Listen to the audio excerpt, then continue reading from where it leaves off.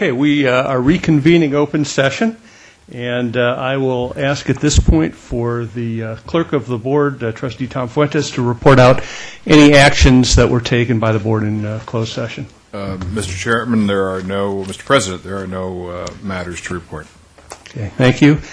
Trustee Padberg will lead us tonight in the invocation, and I will follow with the Pledge of Allegiance. So please stand. Our Father, we ask for your guidance over these proceedings this evening. We also ask that you bless those men and women serving in our military all around the world and here at home to advance the cause of freedom. Keep us, O God, from pettiness. Let us be large in thought, in word, and in deed. Let us be done with fault-finding and leave off self-seeking. May we put away all pretense and meet each other face to fact without self-pity and without prejudice. May we never be hasty in judgment and always generous. Let us take time for all things. Make us to grow calm, serene, and gentle. Grant that we may realize it is the little things that create differences, that in the big things of life we are at one. May we strive to touch and to know the great common human heart of all of us. And Lord, above all, let us not forget to be kind. Amen. Amen. Please join me as we pay tribute to the flag of this great nation. I pledge allegiance to the flag of the United States of America and to the republic for which it stands, one nation, under God, indivisible, with liberty and justice for all.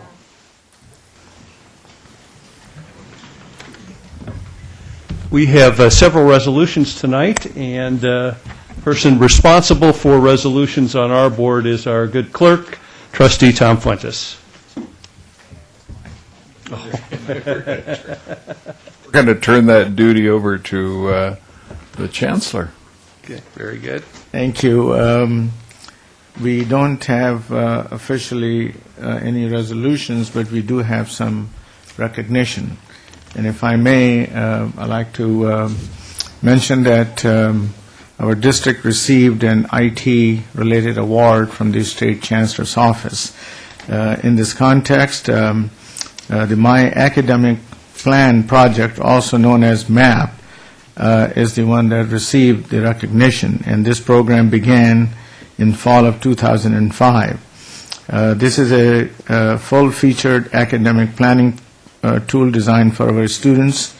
In fact, a design team representing both Saddleback College and Irvine Valley College, comprised of counselors, students, and an articulation specialist.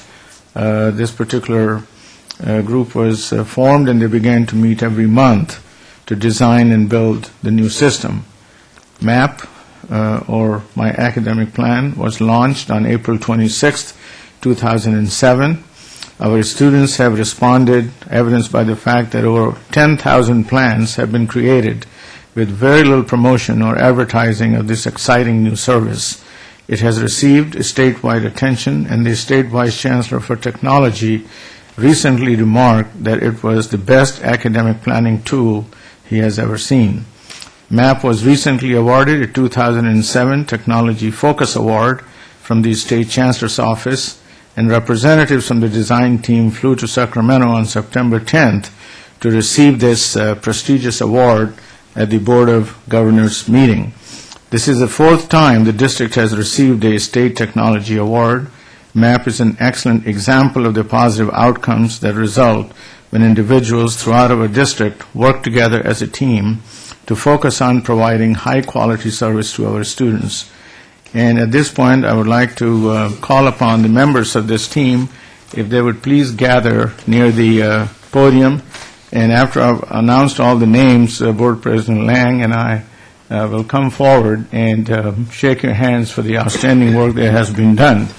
Let me also mention that this is technically the award that we received from the State Chancellor's Office. And let me call upon the individuals who have played a significant role in this project. As I mentioned, this project began in 2005 and culminated into this award in 2007.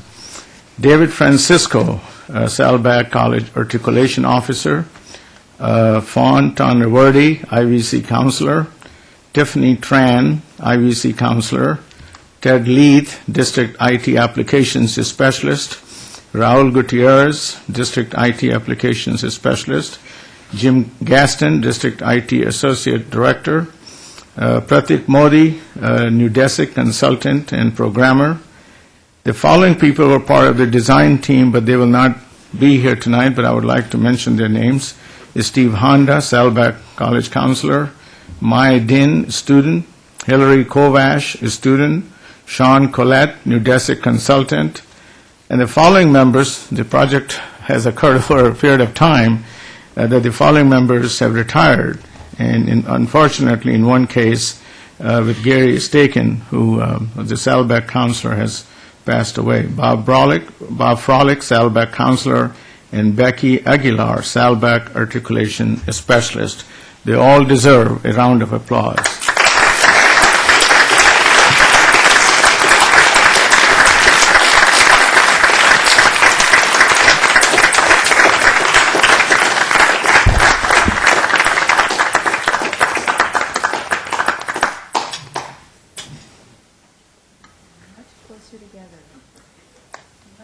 Much closer. Squidge, squidge. 1, 2, 3. One more. 1, 2, 3.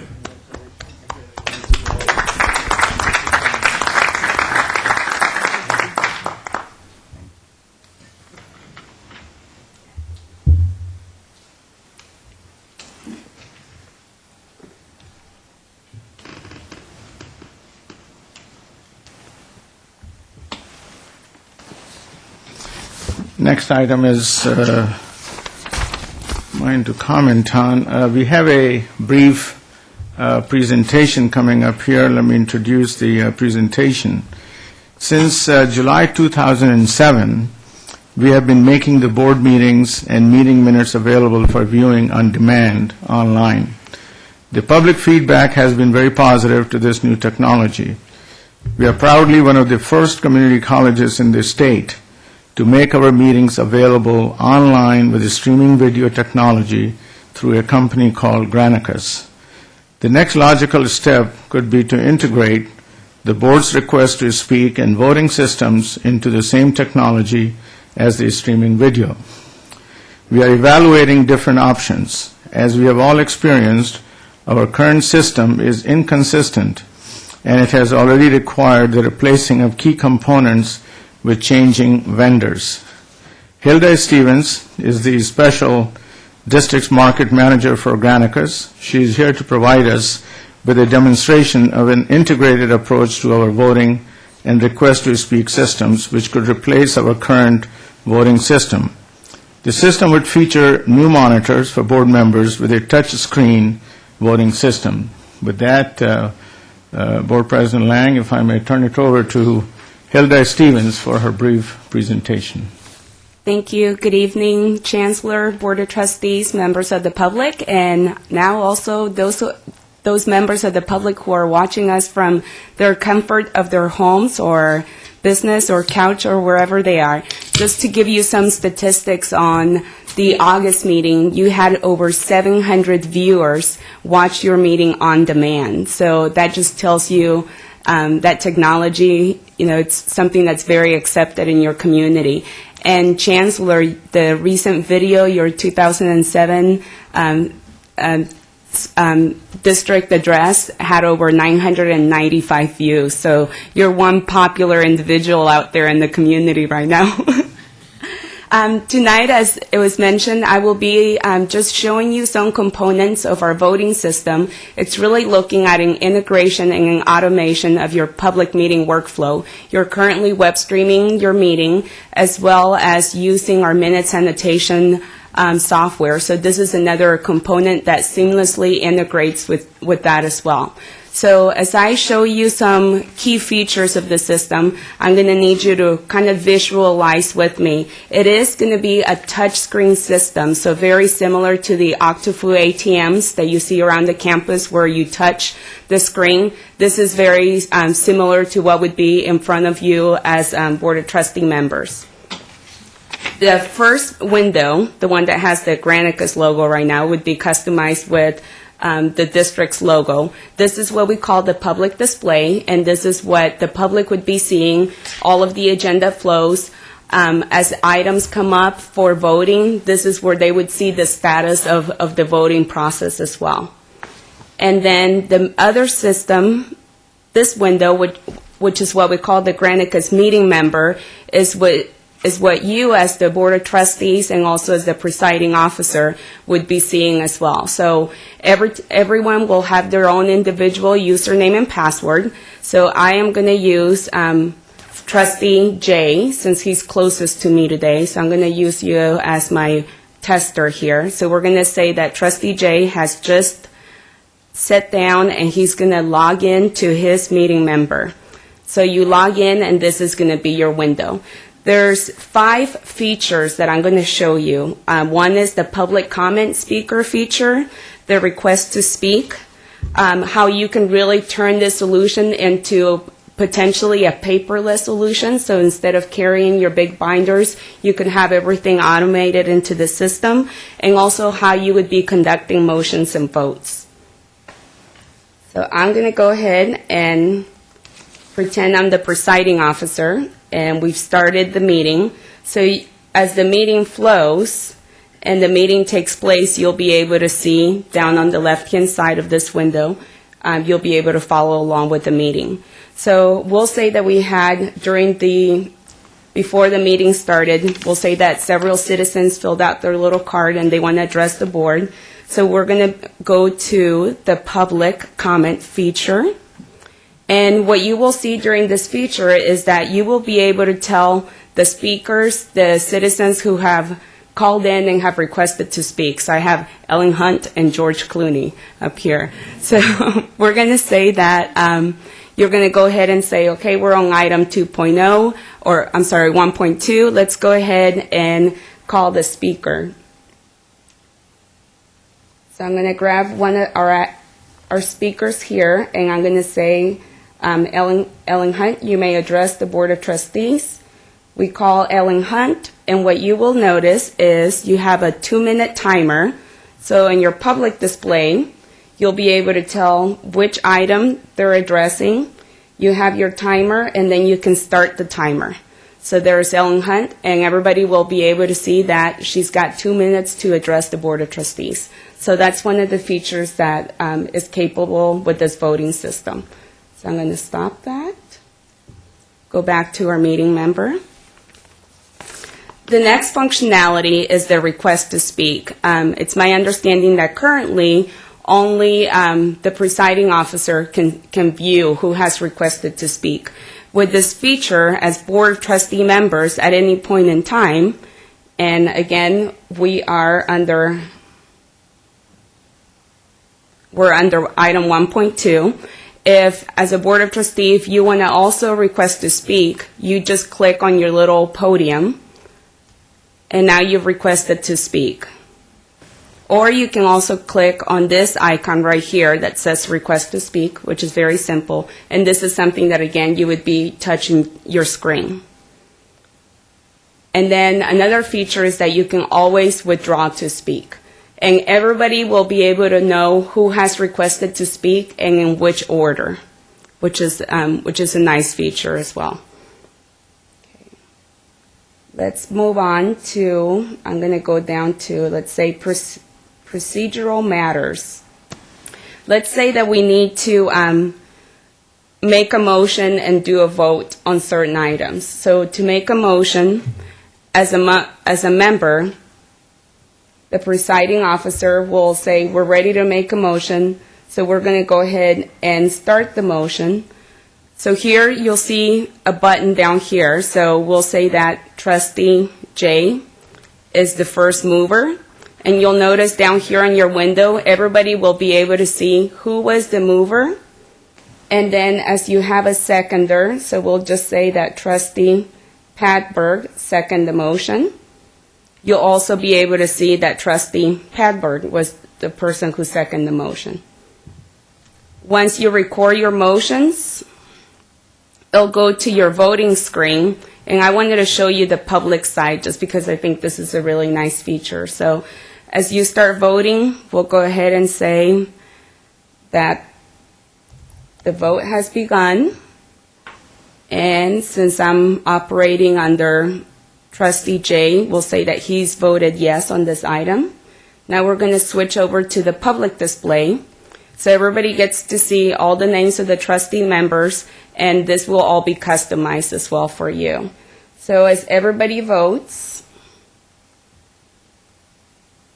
everybody touches the screen, everybody stops voting, and the voting is recorded. And it'll automatically it calculates your votes and tells you whether it passes or it fails. And then one final feature that I wanted to show you was the possibility of going paperless. So for example, as you come to reports, if you know that there's a specific document that you want to review before the meeting, you could click on that document and have a full feature of that PDF file. So I put my parking permit here for your review today. So that's essentially some of the key features. I now open it for you to ask me any questions. I'd like to really thank you for your time and also just for seeing what the innovation and being a pioneer as being one of the first college district in the U.S. and really in the nation to bring the service to the community. Thank you, Ms. Stevens, for a interesting demonstration. Trustee Milchiker has a question for you. I thought this was really interesting and fascinating. I actually asked for paperless Board of Trustee meetings about 20 years ago or so. So it's actually kind of gratifying that we're finally perhaps getting there. Certainly save a lot of trees and a lot of staff time and a lot of work on staff on the part of staff. I was going to ask if this is actually going to be broadcast in real time over the TV screens or over our website while it's being happening, while the board member meeting is being taken place, number one. And number two, if this will be the streaming video that is broadcast on the website from now on? I'll let Tracy address that for you. Thank you. Although we do have the capability right now for this to be broadcast live, we've made the decision to stay with it. It's posted the Wednesday after the meeting occurs.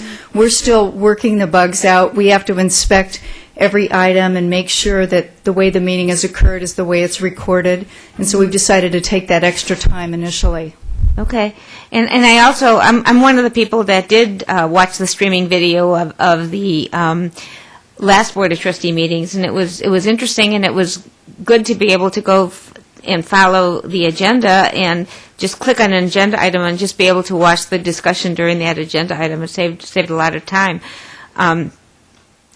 Are we thinking of putting earlier board meetings on there, or this just started last board meeting and from now on we'll put the board meetings on there? That's number one. Number two, is this using up a lot of bandwidth for our district and using up a lot of space on the hard drives of our district, on the mainframes that we have in our district? Also, it gives you the capability of clicking and downloading, I guess it's the whole Board of Trustee meeting to your computer. If you click on that button, will it download the whole meeting to your computer so you'd save it on your hard drive? That's a three-part question. Okay, I'll answer the first part. The meetings with Granicus will start from July of this year. So we have July and August, and then every month after that. And Hilda will answer the second part. With relationship to the bandwidth question, we're consider a hosted solution. So there's an encoder that's sitting in the audiovisual room right now that pulls one direct feed to the Granicus Media Center, which is located near our headquarters in San Francisco. And from there, it doesn't matter whether you have one citizen or 5,000 or more viewing, we guarantee the bandwidth and the storage capacity. So from your perspective, it means that you don't have to expend thousands and thousands of dollars trying to get the bandwidth internally to support it. Okay, thank you. Very good. And also, if you click on that button, will you download the whole Board of Trustee meeting to your hard drive? Not currently. There's certainly a feature down the road if staff and the board decides to add it, which is called podcasting. Oh, we right, do have some right. jurisdictions that have that. People like to download their board meetings and to their laptops or on their iPods and take them on the road. That's definitely an enhanced service that can be added down the road, show you wish to as well. Okay, thank you. Very good. All right, seeing nobody else that has questions or comments, I thank you, Ms. Stevens, for your presentation. Thank you.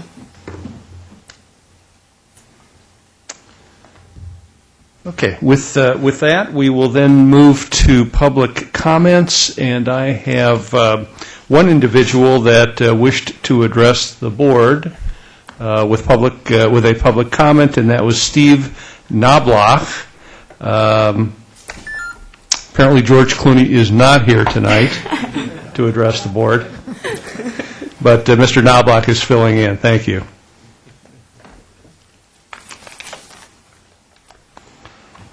President Lang, Chancellor, members of the Board of Trustees, Steve Knobloch from San Clemente. Once again, we're shocked at the deadly violence on school campuses. This week it was Delaware State University, several months ago Virginia Tech. Before Columbine and since, our collective efforts to stop these killings have been metal detectors, sensitivity training, counseling, and increased security patrols. The strategy of duck and cover in the face of a crazed murderer is not much of a consolation for our sons and daughters when they find themselves in a shooting gallery environment. Maybe we should employ an additional simple strategy, self-defense. Airplane takeovers have stopped not because of additional airplane security measures, but by virtue of the determination and resolve of every law-abiding and peace-loving passenger. Likewise, we may see less school slaughter as students are trained and encouraged to protect themselves. On hand, in every classroom and on every school campus, there are innumerable books, chairs, backpacks, laptop computers, shoes, etc., that can be used at a moment's notice as defensive projectile weapons against armed assassins.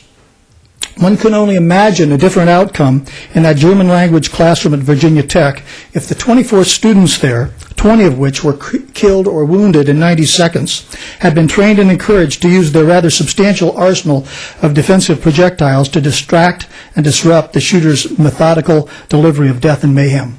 A barrage of these potentially deadly objects thrown in the close proximity of a classroom or other enclosed space could provide an opportunity for those skilled and courageous enough to subdue, incapacitate, or otherwise successfully dissuade the shooter.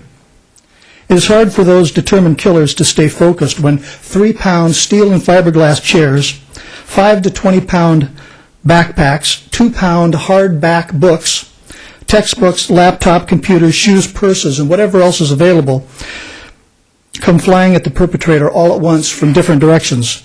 The killer may be partially successful, but a united front against him may reduce the burgeoning body count.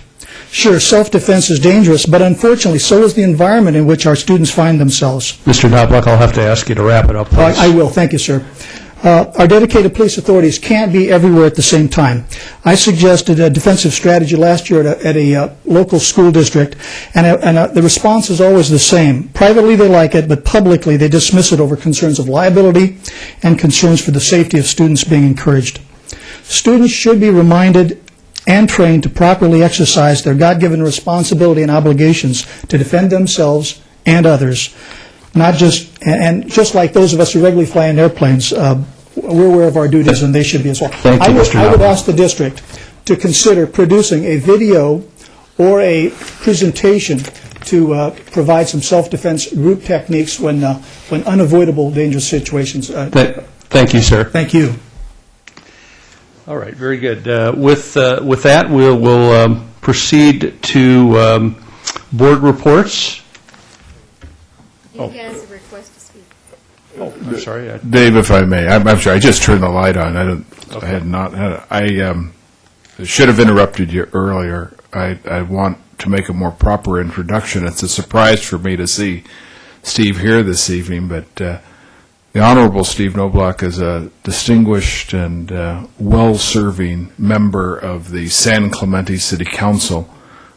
Steve has I've been a colleague in government for some 30 years, although neither of us, I think, would admit it, and a resident of our district, a community leader of considerable esteem in the South Orange County community. And I just want to say welcome. Nice to see you tonight, Steve. Thank you. Very good. All right, with that, we will proceed to board reports, and we'll start with Trustee Jay. Yes, I had the pleasure last week, Sunday, not yesterday, but 8 days ago, of hearing the 4 freshmen. And it was a real pleasure because I'd heard them for the first time in 1955 when I was a junior in college at the University of Vermont. And, of course, the personnel had changed, but they gave a stellar performance. I thought the division did a terrific job putting the show on, and I'm looking forward to things like that coming out of Irvine now that you guys have a theater that's going to open in a few weeks. So, thank you.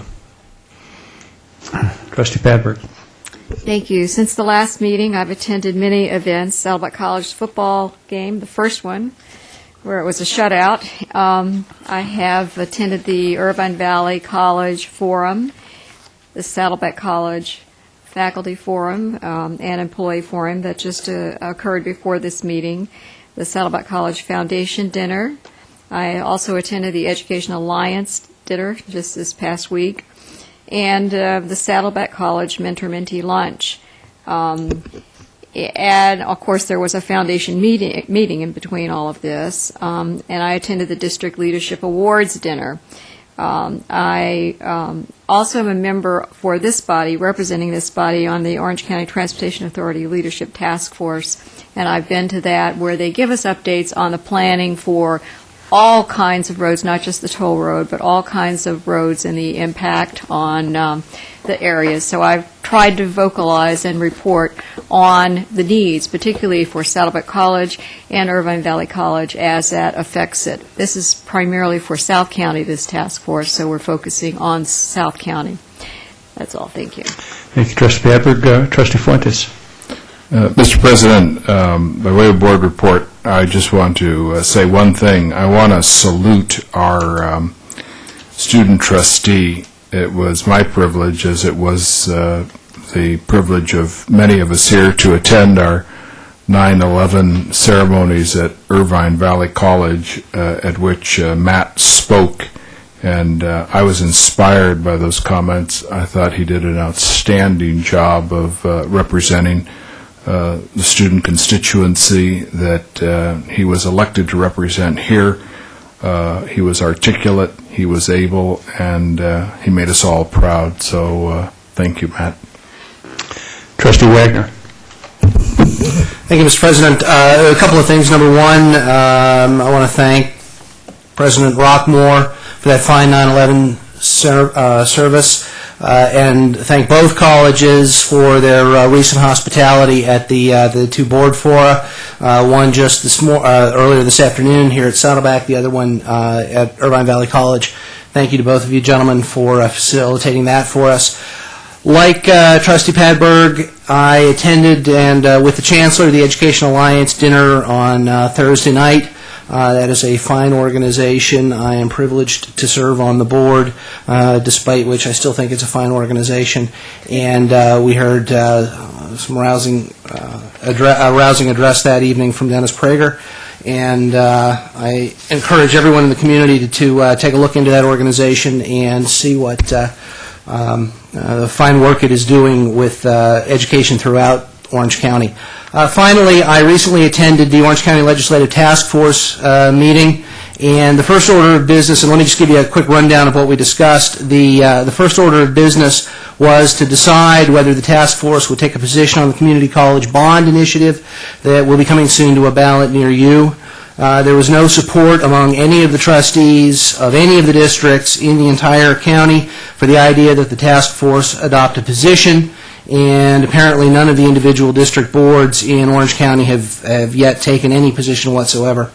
In addition, for calendaring purposes, I'll let you all know that we tentatively set November 1 for the annual local legislative breakfast. This year it will be held at the Rancho District offices. The date is tentative primarily because there's some question as to whether the legislature will be out of session then or whether the governor will call a special session. I know all of us at one time or the other have participated in this breakfast. I know Trustees Padberg and I and others have made presentations there. Agenda is a little bit up in the air, but I certainly encourage every trustee to attend that breakfast.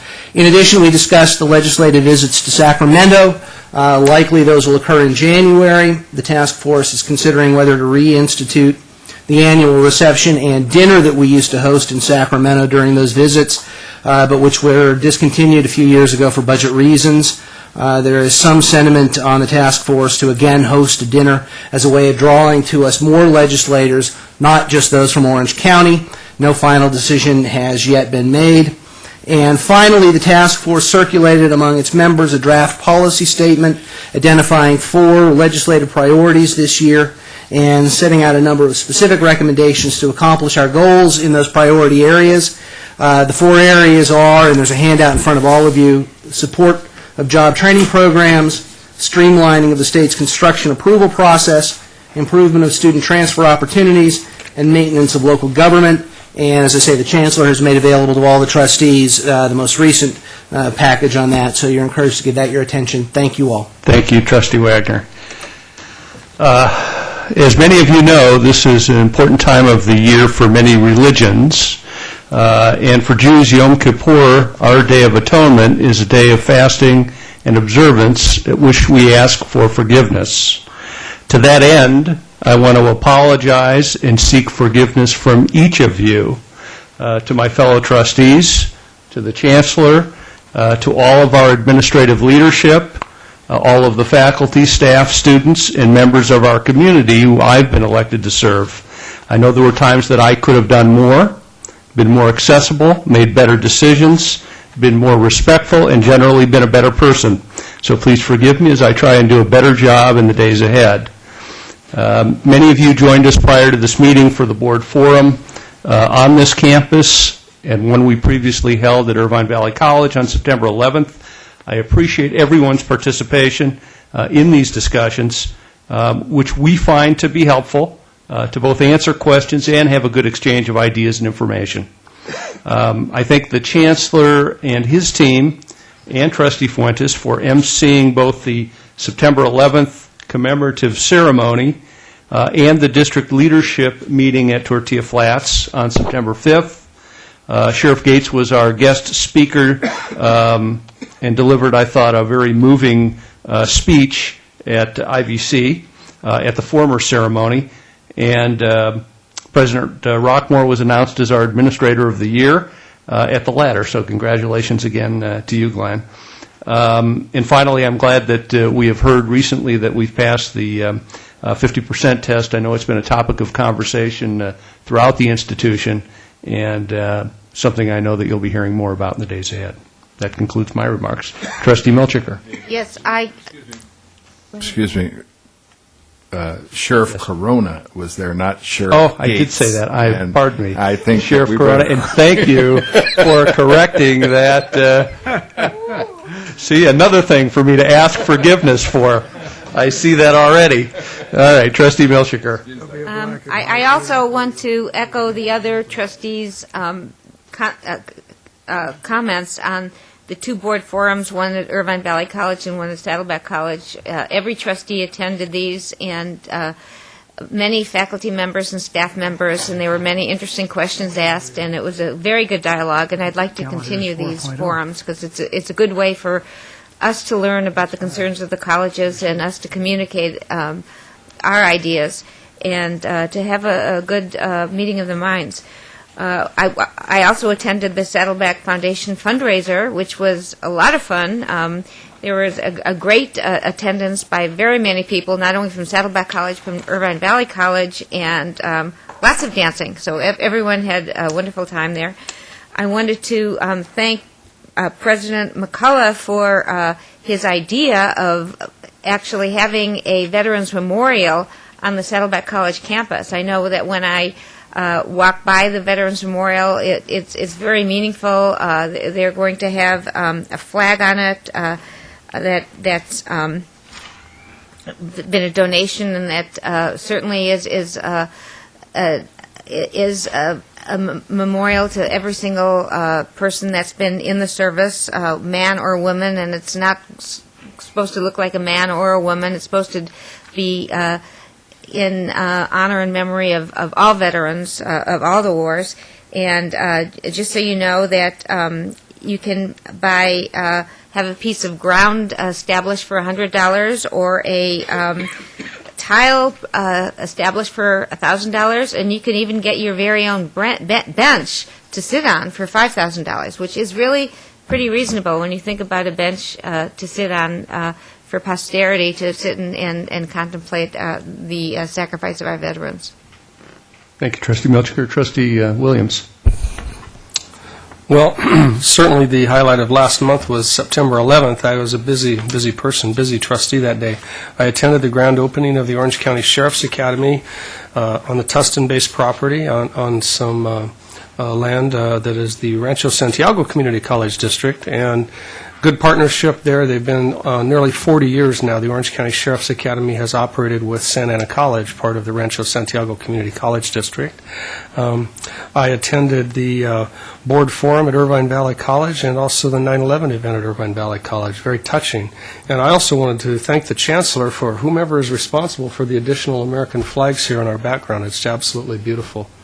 And I have a sore throat today, and I'm sorry I didn't attend the board forum this afternoon as I rested my voice, what little is left of it, for the meeting. Thank you. Okay, thank you, Trustee Williams. Thank you, Trustee Fuentes, for those very kind words. Thank you very much. I attended both 9/11 ceremonies for Saddleback and IVC, both beautifully done and moving as well. Briefly attended Saddleback's foundation dinner and went to the IVC forum. This month, I plan on meeting with the student governments of Saddleback and IVC just to collaborate and talk about ideas and activities that we like to pursue this year. Thank you. Thank you. Chancellor Mather. Thank you, President Lang. First of all, several of us, including Dr. Rockmore and Dr. McCullough and Dr. Servin, among others, we attended the state budget workshop at Chaffey College. A couple of highlights from that workshop. The cost of living adjustment for 08-09 is being considered somewhere in the range of 3 to 4.3%, depending upon the state of economy when the governor will announce that next January. The student enrollment growth that the state will pay for is pegged at 3.5% at this point. There was talk of recession with weakening state economy, so that may have some implications as far as our budget is concerned for 08-09. Secondly, the BGS building renovation here on the Saddleback College is in active gear, and it is expected to be completed around February 08 with move-in in the summertime, and IVC theater dedication will occur on October 30th in the evening. We're looking forward to that. Also, we'll be dedicating the launching of the ATEP campus on October 19th. I was pleased to attend for the first time the Education Alliance dinner meeting in Irvine. Thanks to Trustee Don Wagner for inviting me. I really enjoyed listening to Dennis Prager. Finally, I would like to congratulate again the Administrator of the Year, Dr. Glenn Rockmore, and the Manager of the Year, Laura Abrams, in Fiscal Services. Thank you. Thank you, Chancellor Mather. At this point, we'll entertain board requests for reports. Trustee Williams. Yes, I know we have a new procedure. I'll submit it in writing, but as a follow-up to the recent presentations on security systems within the district, and I know the Chancellor has got that now and seeking additional input, camera systems, alert systems, in light of the violence on college campuses. What I wanted to hear about next was, since the report has come out about Virginia Tech, the Virginia Tech shootings, and recently, as you know, we had a shooting this past week on a college campus, more on the mental health side of it. perhaps what both colleges have available through the counseling, our own counselors, how they're trained to respond to students that are disturbed and need help, where can they be referred for help, the student health centers, how will we respond to this as part of an overall campus safety issue with security cameras and that sort of thing. But on the other hand, one of the criticisms of Virginia Tech really was about how they treated a student who displayed signs of mental illness.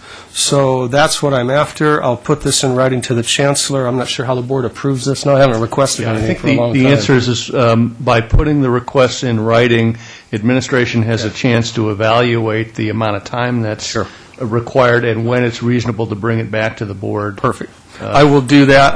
I would like to know how prepared are we and how would we handle a cry for help by a student who had some mental disorders and displaying some signs that were perhaps a concern. So that's what I'm after.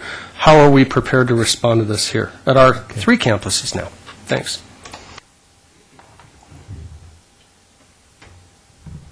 Okay. All right. Very good. Thank you. If you put that request in writing, then we can, as a board, vote on approval of that. And Trustee Jay. Yes, this is the same thing I'd mentioned to the board before, but I will bring a request in writing for a report on a comparative amount of reassigned time that goes on in districts that we're competing with and maybe statewide. It's a huge issue now to us and other campuses and at the state level. And I will see that that gets in writing and is submitted promptly. Thank you, Trustee Jay. It will take action on both of those items at our next board meeting.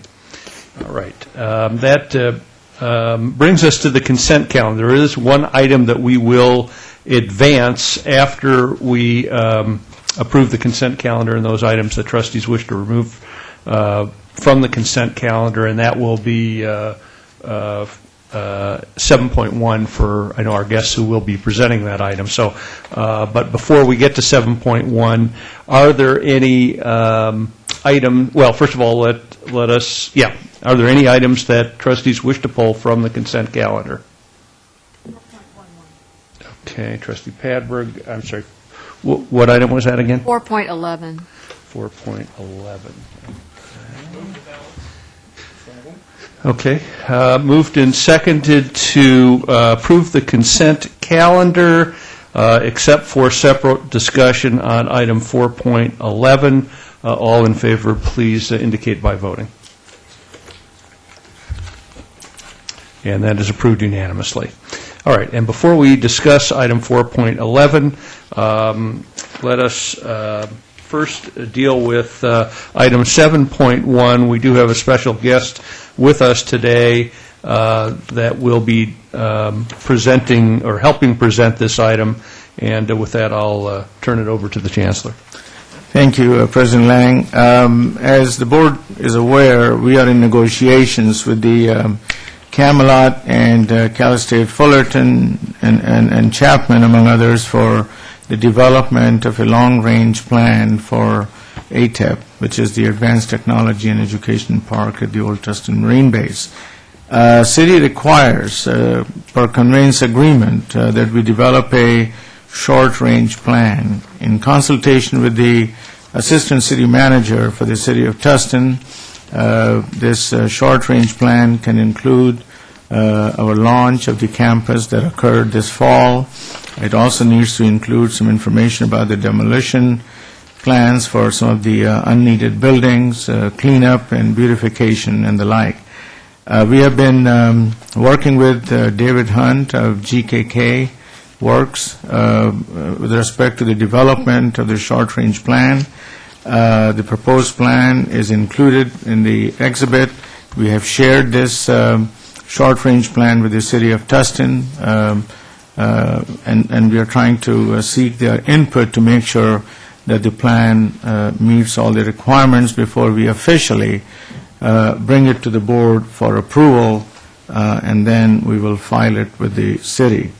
In the meantime, of course, we welcome any input that trustees would like to provide to us so that we can include your input as well. So tonight, this item is before us as an information item. And with that, President Lang, if I may please. turn it over to David Hunt of GKK. David? Thank you very much, Dr. Mather.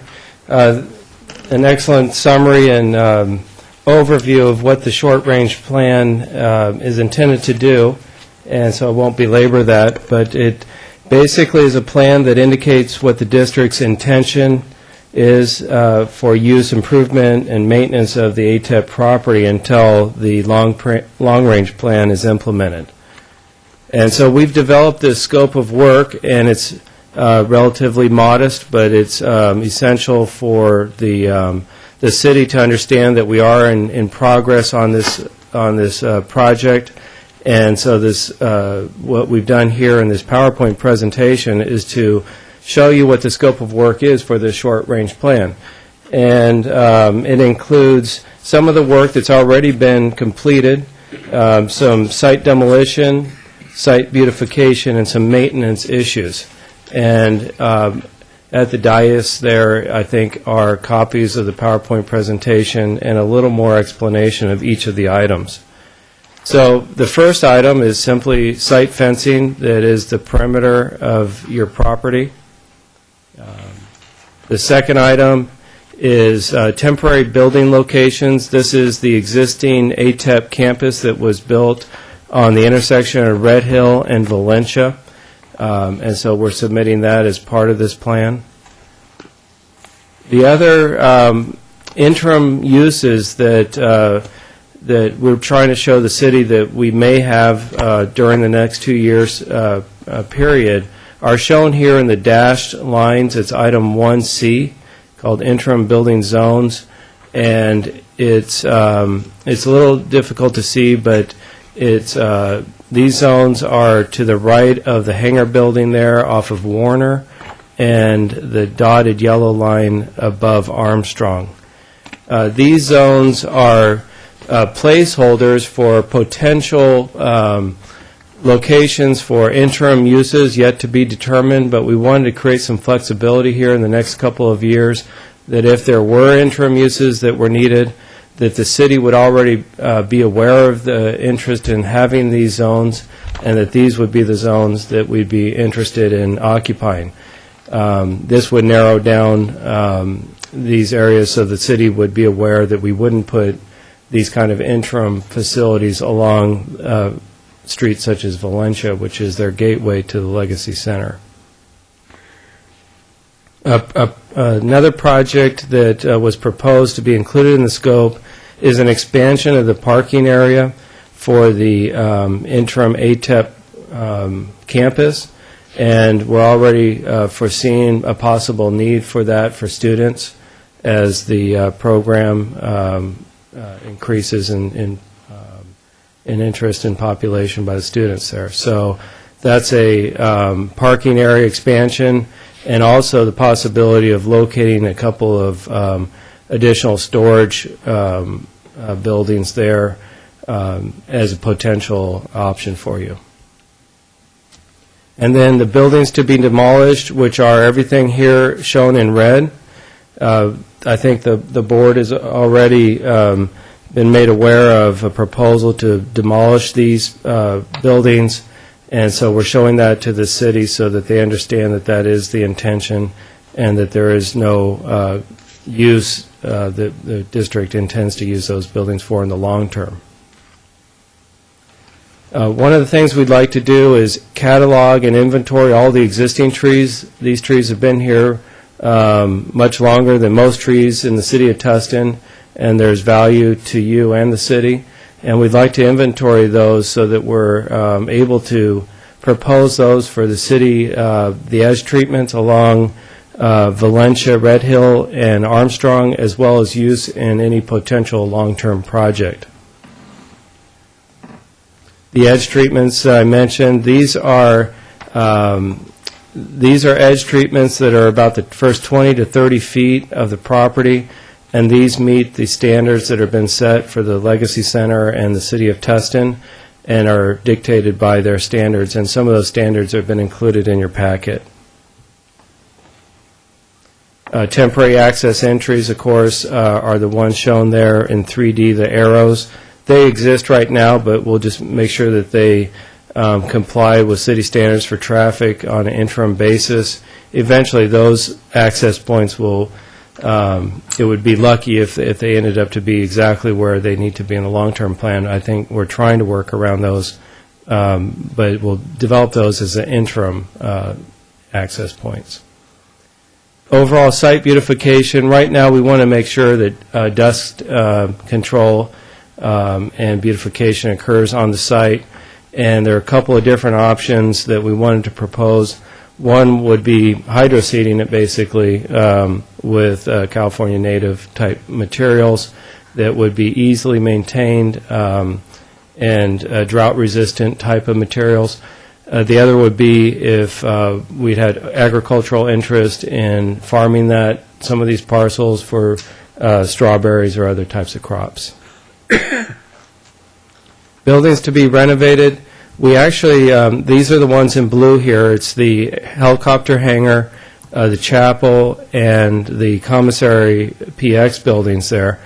And we actually don't have a current projected project for these. We just wanted to allow the opportunity to do this as part of the interim plan. The city would already have seen and approved our interim use of these and the idea of renovating them. And then as projects or needs occur, we would bring those back to the board for approval. Monument sign is required. There you see it on the corner of Red Hill and Valencia. It's a mirror copy of the one that the city's putting in on that same opposite corner with just a different identification for the ATEP site. And this is the final image of the scope of work for the short-range improvement plan. And here's some preliminary figures for the cost. The temporary buildings and parking are $460,000. The building and site demolition, which has been discussed prior, is $7 million. No bid has been received on that, but that was a budget that was allocated. Site beautification, which is all the landscaping and other scope items I mentioned, 1.7. The maintenance plan, we haven't priced out as of yet. And then also wanted to note that there are scope items that have not been estimated. Interim building construction costs. If we were to put temporary facilities, we don't know if it's one building or 10 buildings. We don't have a scope for that, so we didn't have a plug number for that. Existing utility demolition costs, we haven't done the utility plan yet to know which utilities they may be. Relocation of existing trees, we're going to inventory them, but we don't know the extent to what those trees would be relocated. And yet to be determined renovation costs for any existing buildings. So the next steps would be to submit the short-range plan to the City of Tustin. We have been working on this plan in coordination with them. We've shown them a preliminary scope of work, and we submitted that to the city, and we're awaiting their comments to make sure that it meets what they believe is the conveyance documents requirements. Number two would be develop some documents and drawings that reflect this scope of work, solicit bids for that work, and then proceed with the work. And with that, if you have any questions, I'd be happy to answer them. Thank you, Mr. Hunt, for your report. Any questions from any of the trustees? You must have done such a thorough, Chancellor Mather. Okay. Just wanted to bring out a couple of points. One, just so that the board is aware that during this fall, when we opened ATEP campus, we opened with some 30 sections of classes with about 400 students. And at this point, ATEP is looking at offering some 50 sections of classes in the spring so that we can start maximizing the usage of the facility. And we'll do that consistent with the mission established by the board for ATEP, which is essentially that we will offer courses in the high-tech area. That will be our focal point, along with some general education courses as well. And these are courses from both Saddleback College and Irvine Valley College. David, I wanted to ask a question, if I may, that I know you're working with the City of Tustin on this short-range plan. Do you feel that the plan as it exists currently has sufficient comprehensiveness to it, length to it, in terms of meeting the city's requirements? Because I'm sure you have experience in not only in developing these kinds of plans, but also working with the city. Well, we believe it does. They have actually made some written comments that we hope that this is responding to in the spirit of meeting the conveyance documents requirements. We've read through all the conveyance document requirements. We've read through some prior written material that they've given us in response to the district's master plan for the ATEP site, and incorporated some of their comments and concerns into this plan.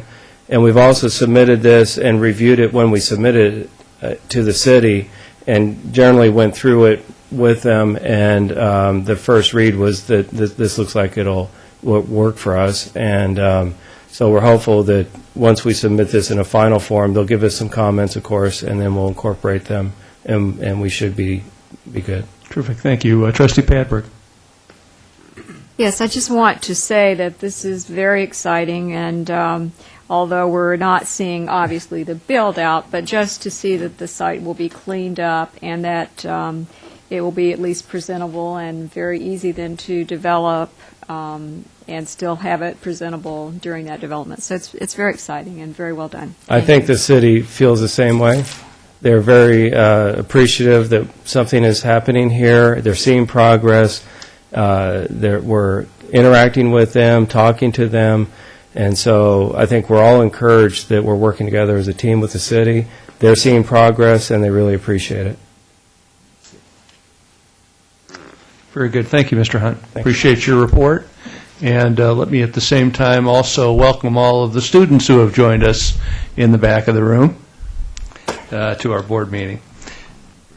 Okay. Let us move then to item 4.11, which is a change order at ATEP for completion of the relocatable classroom buildings.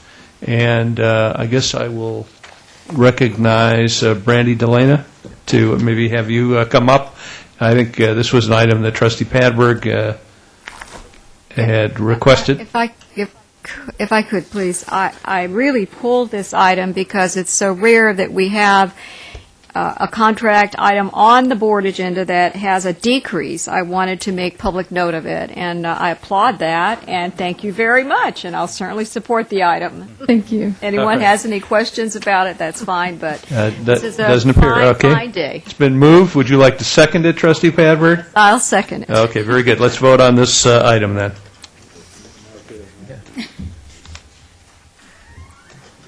Thank you, Brandy. Okay, I need trustees Jay, Padberg, Milchiker, and Williams to re-vote. Try it again. Okay, very good. Passes unanimously. So that completes the consent calendar, and we'll move to item 5.1, which is the study abroad program to Salamanca, Spain. Do I have a motion for approval? Move approval. Second. Okay, moved and seconded. And seeing no trustees wishing to speak to this item, let's vote on 5.1. Sorry, Trustee Wagner. Snuck in under the wire. Just in time. Well, no, I've been one of the ones who's been asking that this get looked at, and I want to publicly thank the Dean, Dean O'Connor, and the President and all who did indeed take a look at this program and come back with a small variation, something that's a little bit more in lines economically with some of the other programs we offer. And I want to say thank you for finally taking a good hard look at this, and we have something I can support. Very good. Let us vote on 5.1 then. Okay, that's approved unanimously. The next item is also a study abroad program to Brazil. Here for approval, is there a motion? I move approval. Okay, I think actually Trustee Padberg and Trustee Milchiker for the second. Questions regarding 5.2? If not, let's vote on this item. And that is approved unanimously. Next item is 5.3, which is the National Science Foundation grant acceptance by Saddleback College, and there are a couple of trustees that want to comment or question on this item. Trustee Wagner. Thank you, Mr. President. Obviously, I'm going to support this. I think this is great to get this grant, or renewal, I suppose, of this grant. But my question would be, maybe this would be something appropriate to consider at ATEP. I know we looked just last month at the programs that were going from both Irvine Valley College and Saddleback over to ATEP. I don't know how that works, whether that was even consideration, but it strikes me that this is something tailor-made to consider for ATEP, and I guess I want to raise that concern and see what everyone thinks of it. I think the Chancellor would like to comment on that. This is something that I've discussed with President McCullough, and actually it does fit in, to be honest with you, much better with what we are trying to do at ATEP, because we are engaged in doing some aspects of this at ATEP. And when we do things in a comprehensive way, when we develop a given program in a comprehensive way, in one place it has better chance of coordination and further growth and development. But at this time, it is at Saddleback College, but we'll keep our options open for the future. Very good. Trustee Jay. Yes, the point I'd like to make is this is a huge grant. I mean, it's $3,951,000. $3,951,000, a huge grant. We've had literally hundreds of grants here in the 38 years that the district has been in operation. Many of them have been for a few $1,000s, a few tens of thousands or $100,000s of dollars. Not many are this size, and I'd like to congratulate Ken Patton, who has been the director of this grant application, and it's now being received for the district, and I just think they've done a terrific job. That's why. Thank you. Trustee Padberg was next. Yes, I just want to echo my congratulations. This is a terrific grant. It's my understanding that the grant was awarded and it was site-specific. I don't think that we should have only a program at one location. We've talked about an extension of the Saddleback College nursing program and several of our programs at Irvine Valley College as well as Saddleback at ATEP, and I would certainly think that's the case here. I believe we have a rapid prototyping, but it's a different kind, and I'd just like to have our provost discuss the two different programs briefly, if you could, this program and what is currently there under the rapid prototyping at ATEP. Certainly. We have the Irvine Valley College Design Model Making Program, which is a program that involves the construction of models and design for perhaps the automobile industry and also for various commercial products. And that is a little different than the rapid prototyping that Ken Patton is doing here at Saddleback College. The design model making is more of a kind of a creative process that teaches individuals how to use certain types of design machines, where the rapid prototyping program at Saddleback actually produces products more of an industrial nature, or in Dr. McCullough's case, they're doing some interesting things in the area of medical research also. So there is a distinct difference between the two. But they would, complement each other if they were at one location. Trustee Padberg, did you want to follow up? Yes, thank you. I did speak to our Vice President here about this program and this grant award, and it's my understanding that this is going to be tying into statewide grant money. And if you could maybe speak to that, President McCullough, a little bit, because it's already very well developed and planned out. Well, one of the interesting things about this particular National Science Foundation grant is a lot of the rapid prototyping manufacturing is actually embedded in different departments within Saddleback College. We're doing a lot of work with the mathematics department. Biological sciences is getting involved. Chemistry is getting involved. So when we think of manufacturing, we're not just thinking of manufacturing an item that is outside the academic arena. We're also doing work with UC Davis in their medical school in constructing various organ replicates that can be used for surgical procedures, surgical practice procedures, and so forth. So as Bob indicated, it is quite a different approach to rapid prototyping. It's a type of consortium that is interlinked with a number of different sites around the state and around the country. This is a national center.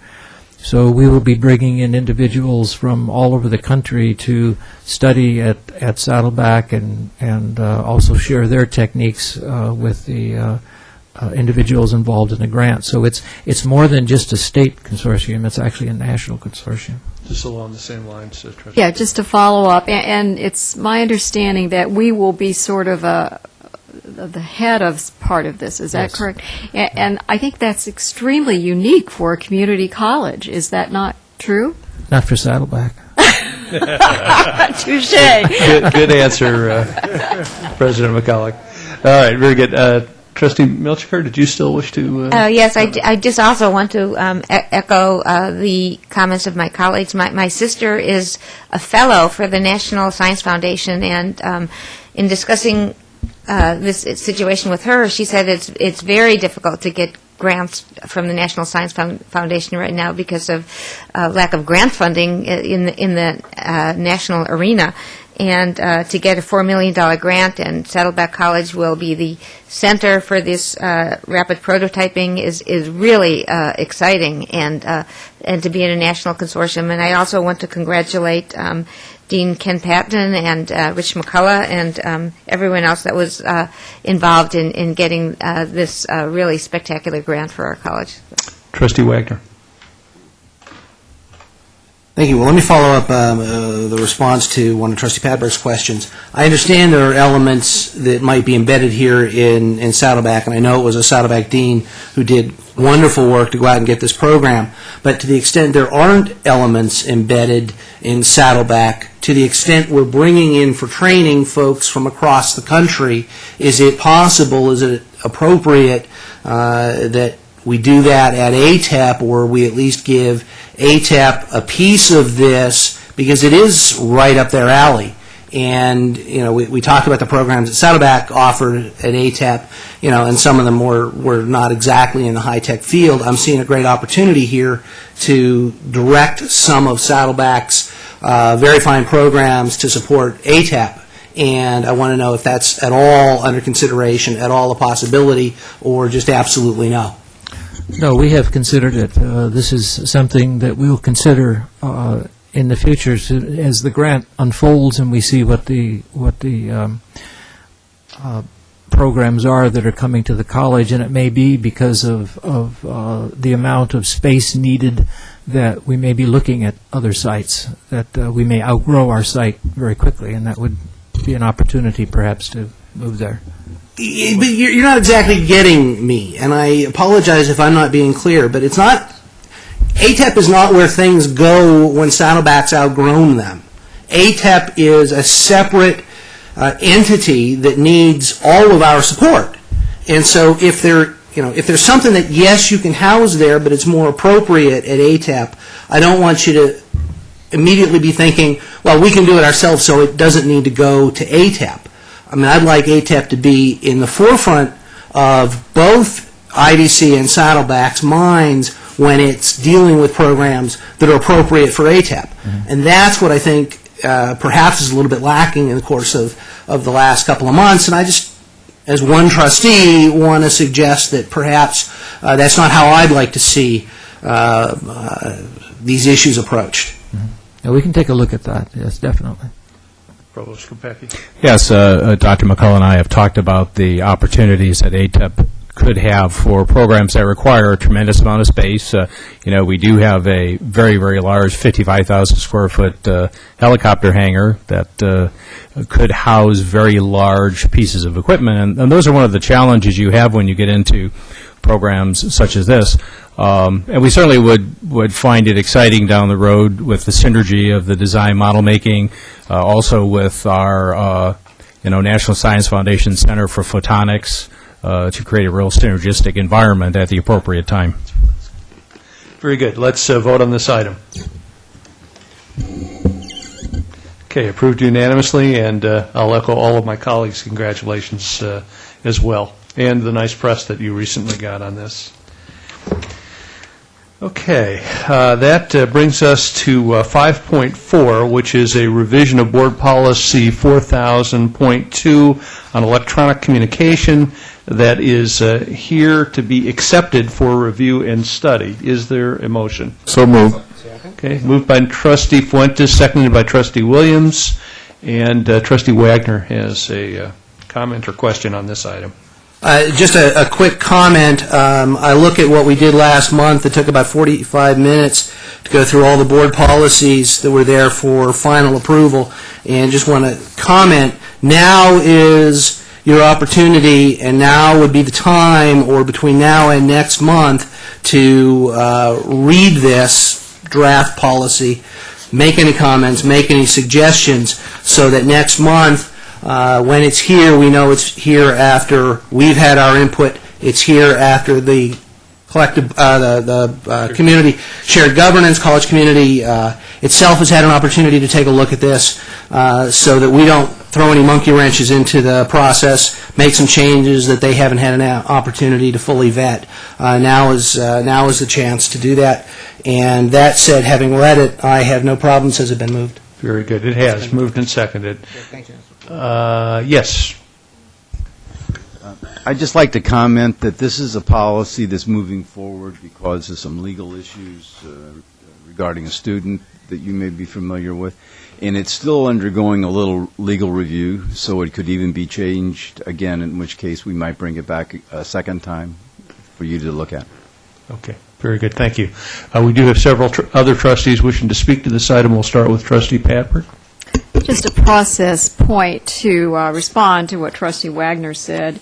It was delivered to the board late Wednesday, and we are accepting it tonight for review and study, which means we will review and study it before it comes back again. And we will have the opportunity to make input during that interim, so that we don't get the horse before the cart here. Thank you. Trustee Milchker. I understand why we put it in because of certain problems that we're having right now, but when you put the word in limited on page 1.1, it said recognize the importance for staff and students to have limited, and they added that word, access to electronic research tools and skills. And then it says for educational work-related purposes. I'm not sure if we need the word limited in there, if we actually specify that it's for educational work-related purposes, if that's just an extraneous word. Yeah, I noted that myself, Trustee Milchker, as well, and I was going to perhaps suggest the word restricted again be used there rather than limited, but your comment's been communicated. Okay. Which is absolutely appropriate at this point in time. Seeing no other trustees wishing to speak to this item, let's vote on accepting this for review and study. And that's approved unanimously. 5.5 has been pulled, and so we will move to 5.6, which are the academic personnel actions. Here for approval and ratification. Before I ask for a motion, I'll ask if there are any changes to this item. There are no changes. Is there a motion? Second. Okay, moved and seconded. Trustees Jay and Wagner. Let's vote on this item. Oh, I thought I heard Don, but it doesn't. All right, that's approved unanimously. Next is item 5.7. Classified personnel actions, again here for approval ratification. Again, I'll ask, are there any changes to this item before I ask for a motion? There are no changes. Okay, is there a motion for approval? All right, moved by Trustee Wagner, seconded by Trustee Fuentes. Let's vote on this item.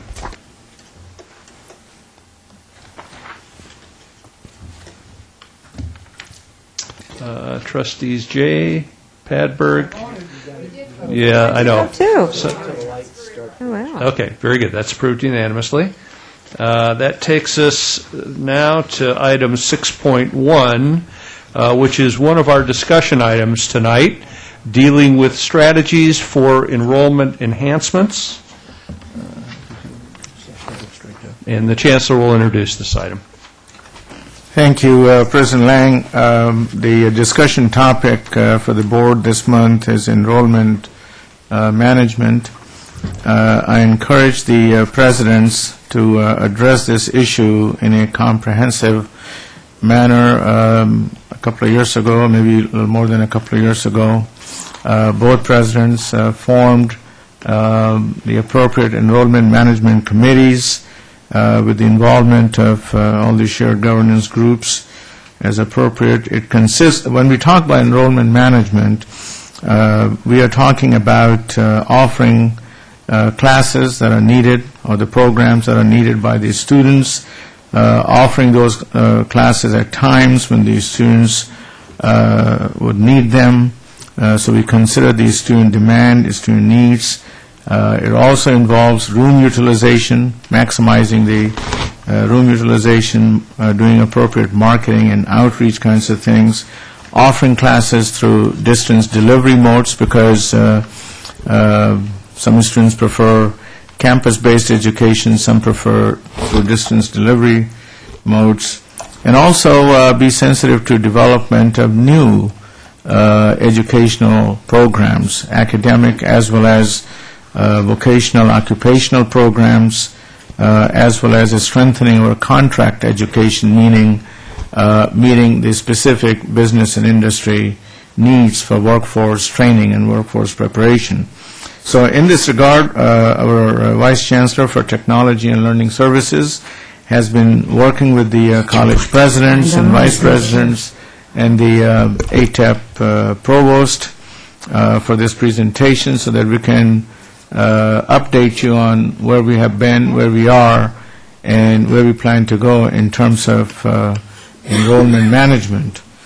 I've tried to talk long enough so that I can give Vice Chancellor Servan as much time as she needs. And I think you've done an admirable job in that regard. Just having a little technical. It's not difficulty. The file didn't make it here, so I'll just get it in 1 second.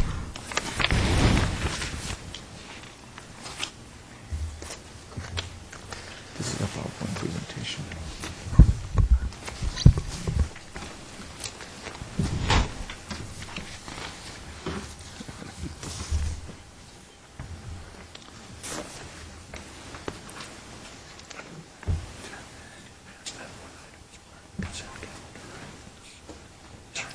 All right. Well, it's good to be back. I haven't had a presentation since June, and my life is not the same if I don't have a monthly board presentation. So I'm really happy about the opportunity. And it's kind of a sort of anniversary because exactly a year ago at this time we are having a similar presentation to you on enrollment management, and it's good that a year has passed by and there is quite a bit of progress to report on. Also, there are new plans in place that the college president and Provost Kopecki will talk about, which is substantial progress from where we were last year at this time reporting to you. When we talked last time about this, we have tried to go over some definitional aspects, and just as a quick reminder, enrollment management, it's about trying to to influence patterns in student behaviors through various actions that the colleges take. Fundamentally, when we talk about enrollment management, we try to deal with everything from students' college choice, from helping them take the step from application to enrollments, and improving their retention, and ultimately helping them achieve their goals, whatever that may be. Everything that the colleges do and our help to research and technology and all the support services fundamentally are about enhancing enrollment management in one way or another. And there are many individuals who really, everything that they do day in and day out is about helping enrollment management. And in the report you have received, the appendices included, go in great detail through what the colleges have decided to do in that regard. And as you can tell from those plans that the college presidents will talk more about, there is much thought and effort that has been put into having a very good organized framework for helping enrollment management move forward. In terms of our situation district-wide, the district has followed a pattern that's actually quite common to many community college districts statewide. 2003 was a high peak in terms of enrollments, and followed by 2 years of decline. And then the last 2 years have helped the colleges move upward. However, we are still below the high peak of 2003 by about 561 FTS, or a 2.3% decline compared to the highest peak. Again, this is similar to what other community colleges have experienced, and the goal right now is not only to meet the high peak of 2003, but to actually exceed it. And given where we are, and given the efforts made by both colleges, 07-08, we are confident is the year that not only that we will go back to that high peak, but actually exceed it. You have heard before, the Chancellor has spoke about this in numerous occasions, but fundamentally, if there is one area that has helped both colleges to a large degree not continuing further decline, is the online education, and particularly the fully online and hybrid offerings. And in 06-07, the FTS from fully online and hybrid, meaning at least 51% offered online, have reached over 9% of the total district-wide FTS, compared to only 1.5 in 2002-03. And at this point, this is kind of the norm for many community college districts. There are some that are much higher, and there are some that are slightly lower. So we are kind of in line with a general phenomenon that's is being experienced statewide. Much has been done over this past year, and I would like to just briefly point out some achievements that are really district-wide. For the first time, we are able to offer both students and faculty the ability to submit electronic signatures, meaning, as you know, our students apply through CCC Apply, which is an online statewide application. They no longer need to submit their, in the past, they would need to print the application, physically sign, and bring it in paper to admissions and records. That's no longer required. So we have implemented an electronic signature flag. This started in summer of 06. In fall of 06, District IT, working closely with the two colleges' admissions offices, have helped eliminate the paperwork related to the collection of student grades. So thanks to a change in state law, the colleges can submit their electronic signatures by simply affirming a legal statement, clicking on a button on our website. So that helps reduce the paper that's around, and also the process being a lot more efficient. So there is no excuse for faculty to not have the grades on time anymore.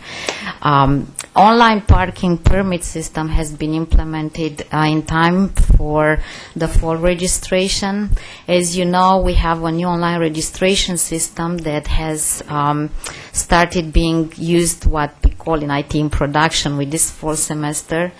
Also, for the Emeritus Institute folks who still like the telephone registration, an upgraded version has been implemented. However, we would still like at some point to hope to move to web registration for this group. We talked about my academic plan earlier, and also Tracy has worked very closely with the college PIOs in helping with various modes of advertisement that we think have had a positive impact.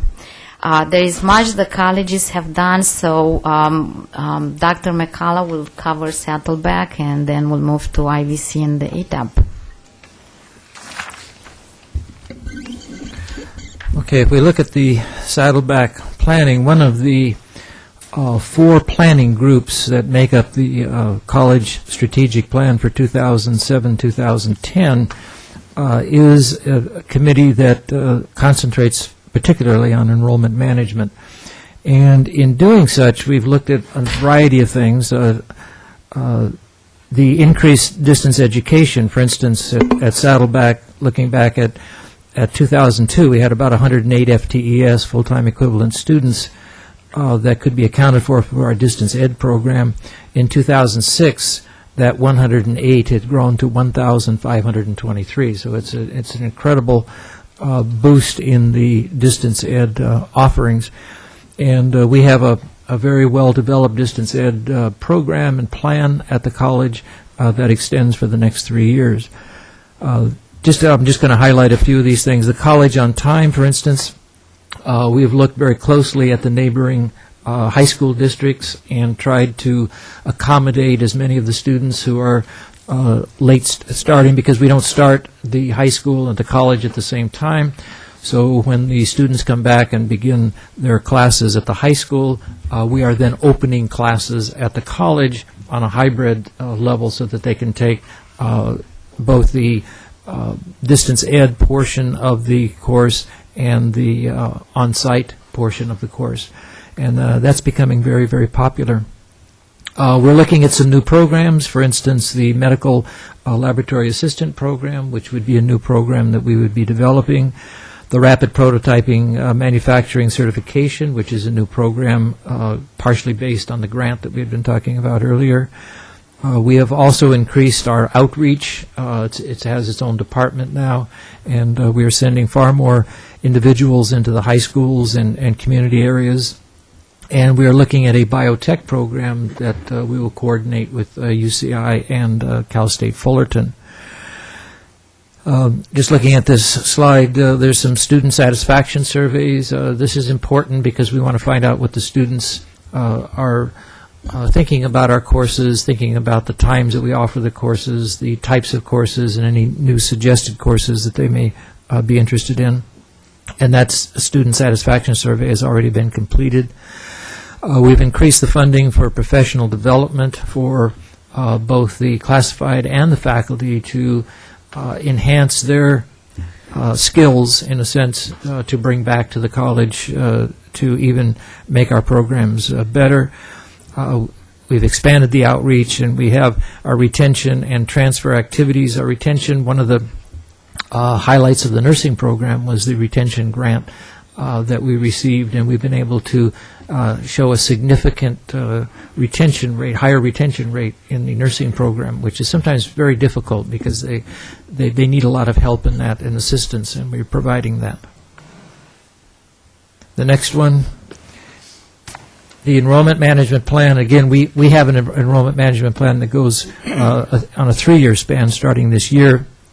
Our career technical programs, we're going to isolate 3 of them as part of the plan and do some heavy concentration in terms of support, maybe classified, maybe instructional, maybe technology, to enhance those career technical programs. In the health sciences, as I mentioned, the medical lab assistant program is going to be targeted, and that's going to enhance the enrollment in that particular division. And we have established some FTES growth patterns in all the divisions in which they are meeting. We are going to increase our distance education offering for degree and certificate. We are looking at a degree. We're very close in the business area to be offering a complete degree online. We do have a certificate online in child development, and we're looking at other certificates that we can also offer. And I already mentioned the professional development for faculty and staff. And then beyond the 2007-8, we want to increase our technology skills on campus. We've become wireless just recently so that the students can be anywhere on campus and be able to log into their computers. And we've really seen a difference in one respect. Students are tending to stay on campus more, because before they would have to go off campus to be hooked up to their computers. They have to go to Starbucks or someplace like that. Now they're staying on campus, and we're seeing an increase in that, which is good. The BGS building, as the Chancellor mentioned earlier, is coming along, and that's going to be a state-of-the-art facility, and that should attract even more students. The basic skills, we are enhancing those through the hiring or the recommended hiring of faculty. And we have a very large committee that is very active on basic skills, because this is a mandate now, and we're taking it very seriously. And this, again, will feed into the retention part, because if the basic skills are enhanced, then students have a greater chance of success. And, of course, our transfer-ready rates, this is the important in terms of our transfer. It's not just important how many students transfer, but how many are ready to transfer, and then this is how we're looking at these transfer-ready rates. We want that to increase, because some students, even though they're transfer-ready, they decide not to transfer for one reason or another. But we want to make sure that they are ready to transfer if they so choose. At Irvine Valley College, like Saddleback, we have our strategic plan driving these activities. We also saw some very dramatic increases in FTES from our distance education offerings. We're working very hard toward trying to develop a full degree online. We're very close in the area of business. The early college at Beckman High School, it continues to be very successful for us. We're reaching a number of students who perhaps would have taken a course or two from us during their high school years, or maybe not at all. And we're offering them the opportunity to actually achieve their AA degree while they're in high school. Many of the same students would graduate from high school and go directly to a four-year institution, missing us entirely. So we're picking up a very important cohort for us there.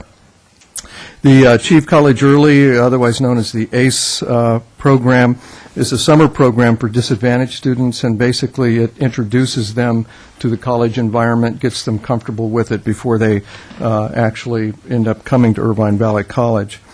The Beacon program, another highly successful program, is a math tutoring program in order to assist in basic skills in mathematics and student success.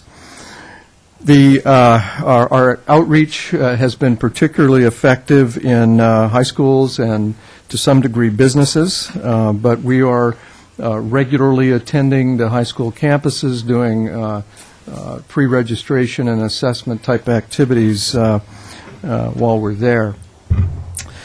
And also our enhanced retention and transfer activities were very successful. Now in 07-08, we are looking at trying to maximize our room utilization. We are impacted in some areas, but we believe that if we look more closely at how we distribute our classes, we might be able to find some additional space to offer classes in. We've had a tremendous increase in our productivity, and we also are looking at using funds to add additional courses in high-demand areas. This program called Power Tools allows us to actually set FTES targets and also productivity targets, thus leading to a schedule that is more demand-driven. Block scheduling is a pattern of offerings that makes attending the classes much easier for the students. It's something that I believe Saddleback currently operates under, and we're working in that direction, so students can easily transition from one course to another, making it easier to fill out a full schedule. Shadow classes are an interesting technique. It's one where if you're looking at a high-demand area, you may not have enough funding at that particular time to open an entirely new section. You're able to schedule it, but close it. And then whenever you need it, the demand is there, you can then turn around and open that without it being something absolutely new to the student and having to market it. It's actually in the schedule already. And, of course, we continue to increase our distance education and build a support mechanism around those efforts that provides instructional design assistance to faculty and the like. Then we get into the limiting large lecture and math classes for basic skills. This is an area that we feel students that are in math classes, particularly in the basic skill levels, really need to have an environment that they can be most successful. Our feeling is that large lecture is not one of those. So we're again looking at kind of moderating that a little bit. We're looking at going through our certificate programs to ensure that they're most effective, essentially doing a program review on those and enhancing and marketing those that are most effective. Increasing tutoring and other support activities is an activity that we are very heavily involved in. And also providing more assistance to our transfer center. Even though our transfer rates are quite high, there's more room in that. We would like to even do better. I mentioned earlier about our visitations to high schools as part of our outreach and also to create some partnerships with the feeder schools, something that is relatively new to us. We've been doing it very actively for the last couple of years. And also try to identify funding in our budget to help enhance our marketing and outreach. During this period, we have actually added an electrician certificate program that's been highly successful. This is an area that's actually required for the state. For anyone working that area, has to be certified on a regular basis. We figured that would be a great cohort to go after. It's guaranteed to fill. In the future, we're looking seriously at things like physical therapy, geographic information system instruction and certification, and possibly a pharmacy technician certificate as well. At ATEP, we've been taking a dual-prong approach to enrollment management. In addition to launching a 1-acre brand-new campus, we've been working to look at the master planning for the 68-acre development of the total ATEP property. As the Chancellor mentioned earlier, we've been involved with the exclusive right to negotiate an agreement with Camelot Entertainment. The IRNA is in a 4-month stage now out of a total of 9 months. This involves working with them on the development of the property, which in turn will translate to classrooms and to courses that will be offered there. We do have a lot of coordination with the City of Tustin in planning our campus and our programs as required by the conveyance document. The excitement at ATEP, of course, was the fall 2007 launch with more than 420 students in 30 courses. And while we were successfully celebrating that launch, we were also working very closely with both Saddleback and IVC and the district, looking at future programming, space needs as we develop the 68 acres at ATEP. This is kind of an interesting slide that the ATEP staff put together, looking at the fall 2007 enrollments by zip code. What's interesting is about a third of our enrollments are from outside the district service area. And that's kind of exciting to see that we are attracting students from outside our area to the new Tustin location. Looking at 2007, 08, and beyond, we're right in the middle now of finalizing our spring 2008 schedule. In fact, it is finalized. We'll be offering 50-plus courses, focusing again in the math, science, technology arena. Each semester, we're fine-tuning the schedule to reflect more of the mission of the Advanced Technology and Education Park. Earlier at this board meeting, Dave Hunt from GKK Works gave a short-range development plan overview. We're going to fine-tune that, present it to the city, bring it back to the board, and move forward on what is necessary in that particular obligation that we have. The ERNA will continue with the Camelot. Hopefully will be wrapped up in 2007, 2008. Again, we're still continuing discussions with the City of Tustin as we move along with the development of the 68 acres of ATEP. One of the unique things that we were doing this year and working with the Saddleback and IVC, we'll continue looking at the potential program offerings and space requirements. We are really fine-tuning that, getting the exact space that's necessary for our programs.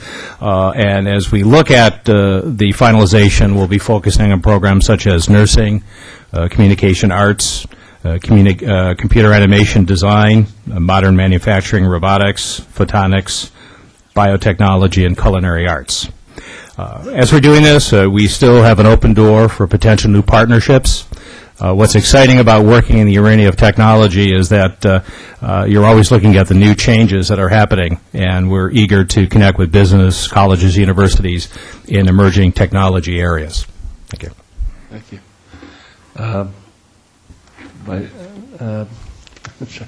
Vice Chancellor Serban, did you want to make any final comments at all, or do you want to open up to questions? For once, Dr. Kopecki has the final word. He does. All right. Enjoy it, Dr. Kopecki. Thank you.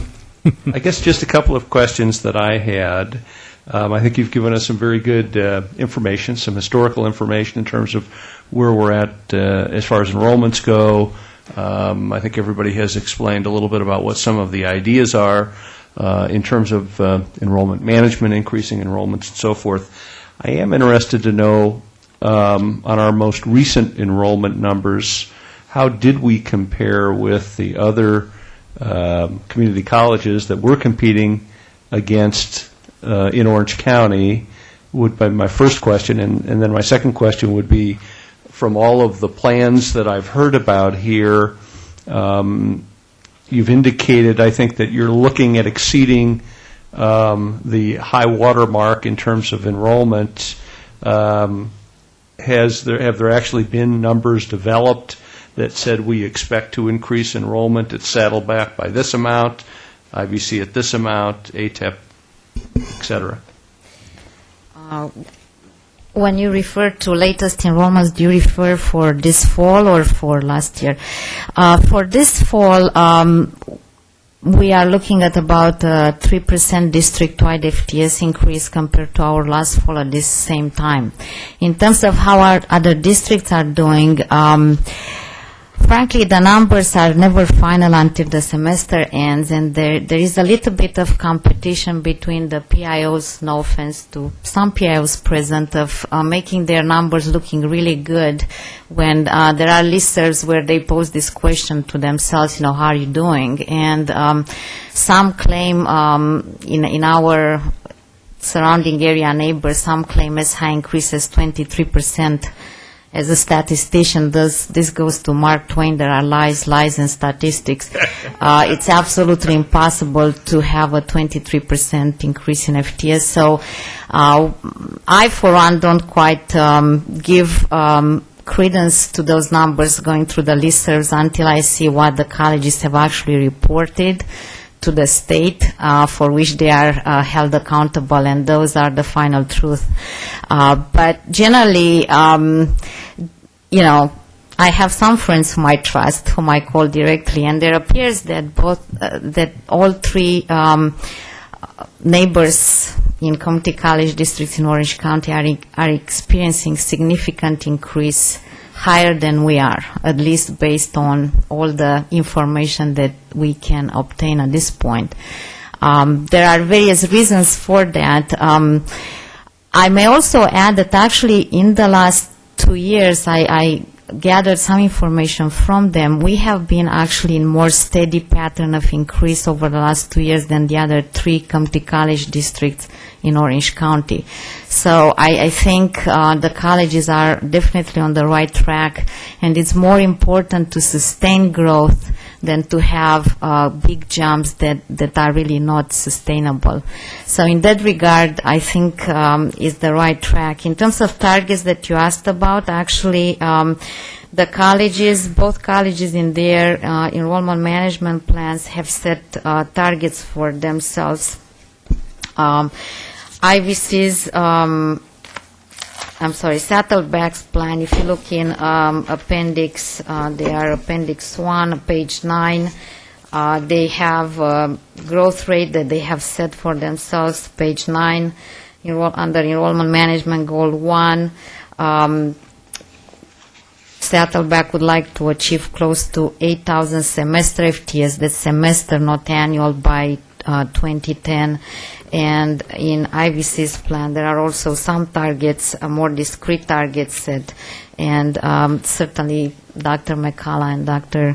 Rogmore can comment more. But there are now, one of the major differences in these plans compared to some interim plans that existed before is that now there are actual targets that both colleges have set for themselves. And then they can compare how they're actually doing.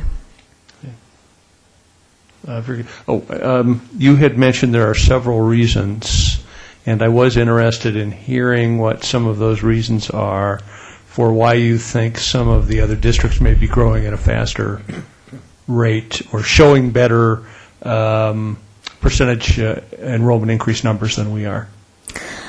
Well, I think some are related to the programmatic offerings, and some relate to some practices in marketing that they are employing in being much more aggressive than we are, and certainly Tracy Daly can comment more since this is her area of expertise. But we collectively have looked at certain things that the surrounding districts are doing, and they seem to be much more aggressive overall than we are.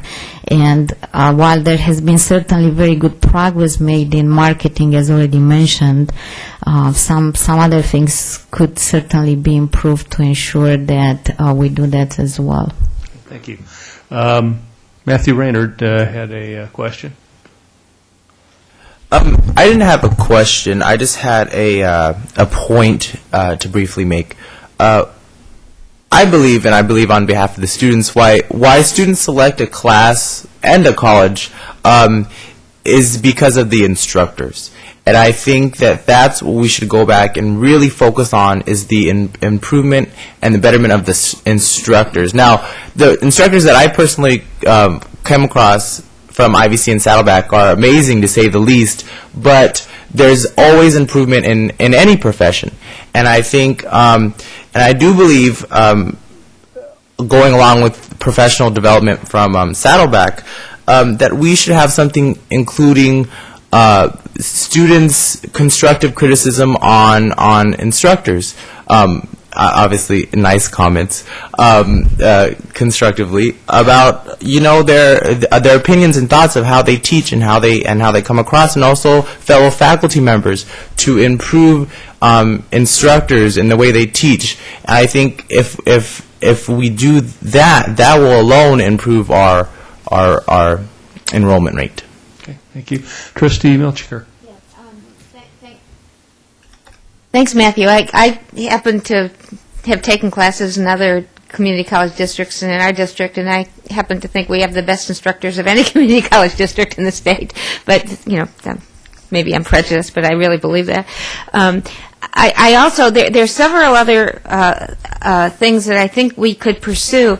I know that some other districts have pursued what they call alternate academic calendars. And what this means is that it's an academic calendar that's somewhat more student-friendly, and that perhaps the students can take, going along with what some of the proprietary institutions are doing, such as National and other schools. They have more highly intense classes, which is some students that are working really like that, perhaps condensed classes over the winter break that some students can take, classes. I know we have short-term classes, but classes that start after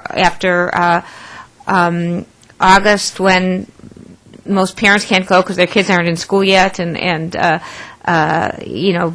we have problems with other academic institutions. And I know that one of the colleges is interested in pursuing an alternate academic calendar, and the other isn't. And I think it would be, from my understanding, it would be a good topic. I don't think we ever discussed this at the board level to allow this to take place and to try this for an experiment to see if it works, and if it doesn't work, we'll go back to not doing that. So at least discuss it at the board level.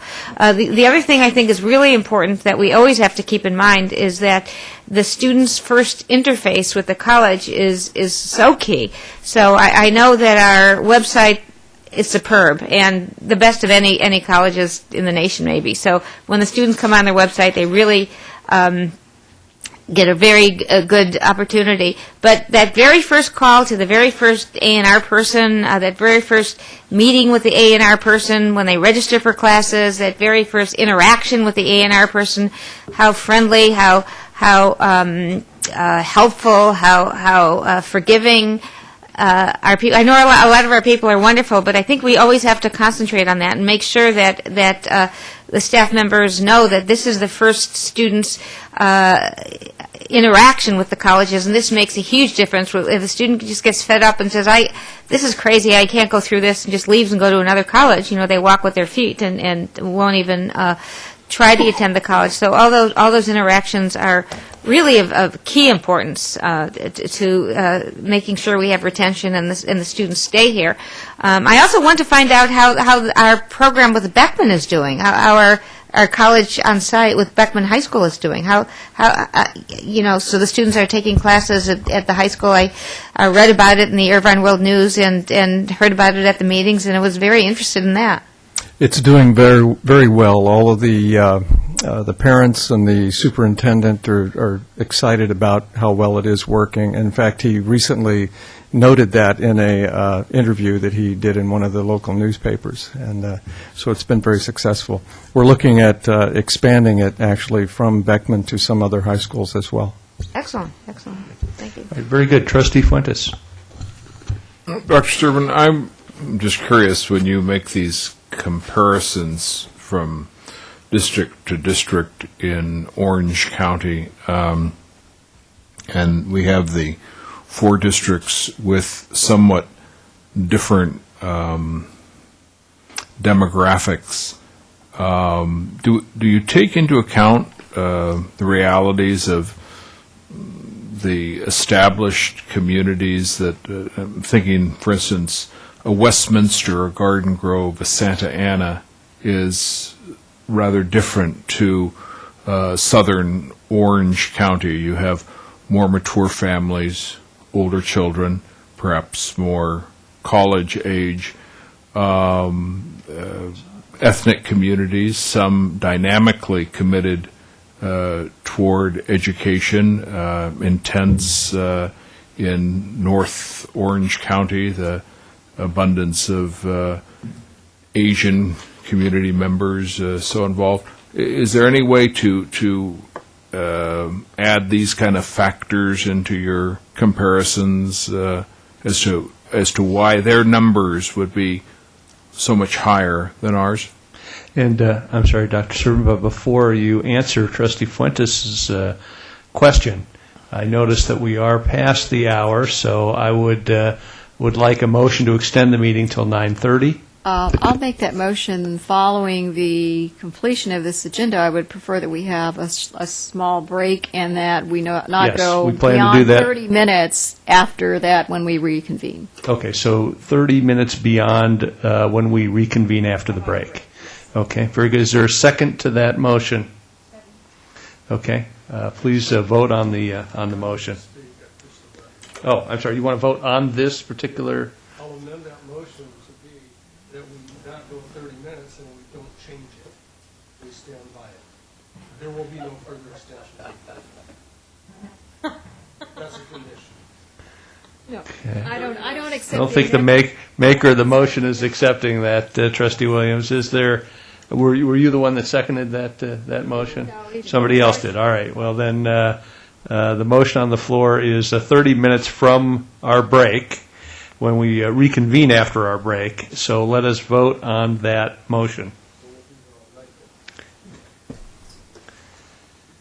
Okay, and that is approved with two no votes. So we will continue, and if you would respond to Trustee Fuentes' question.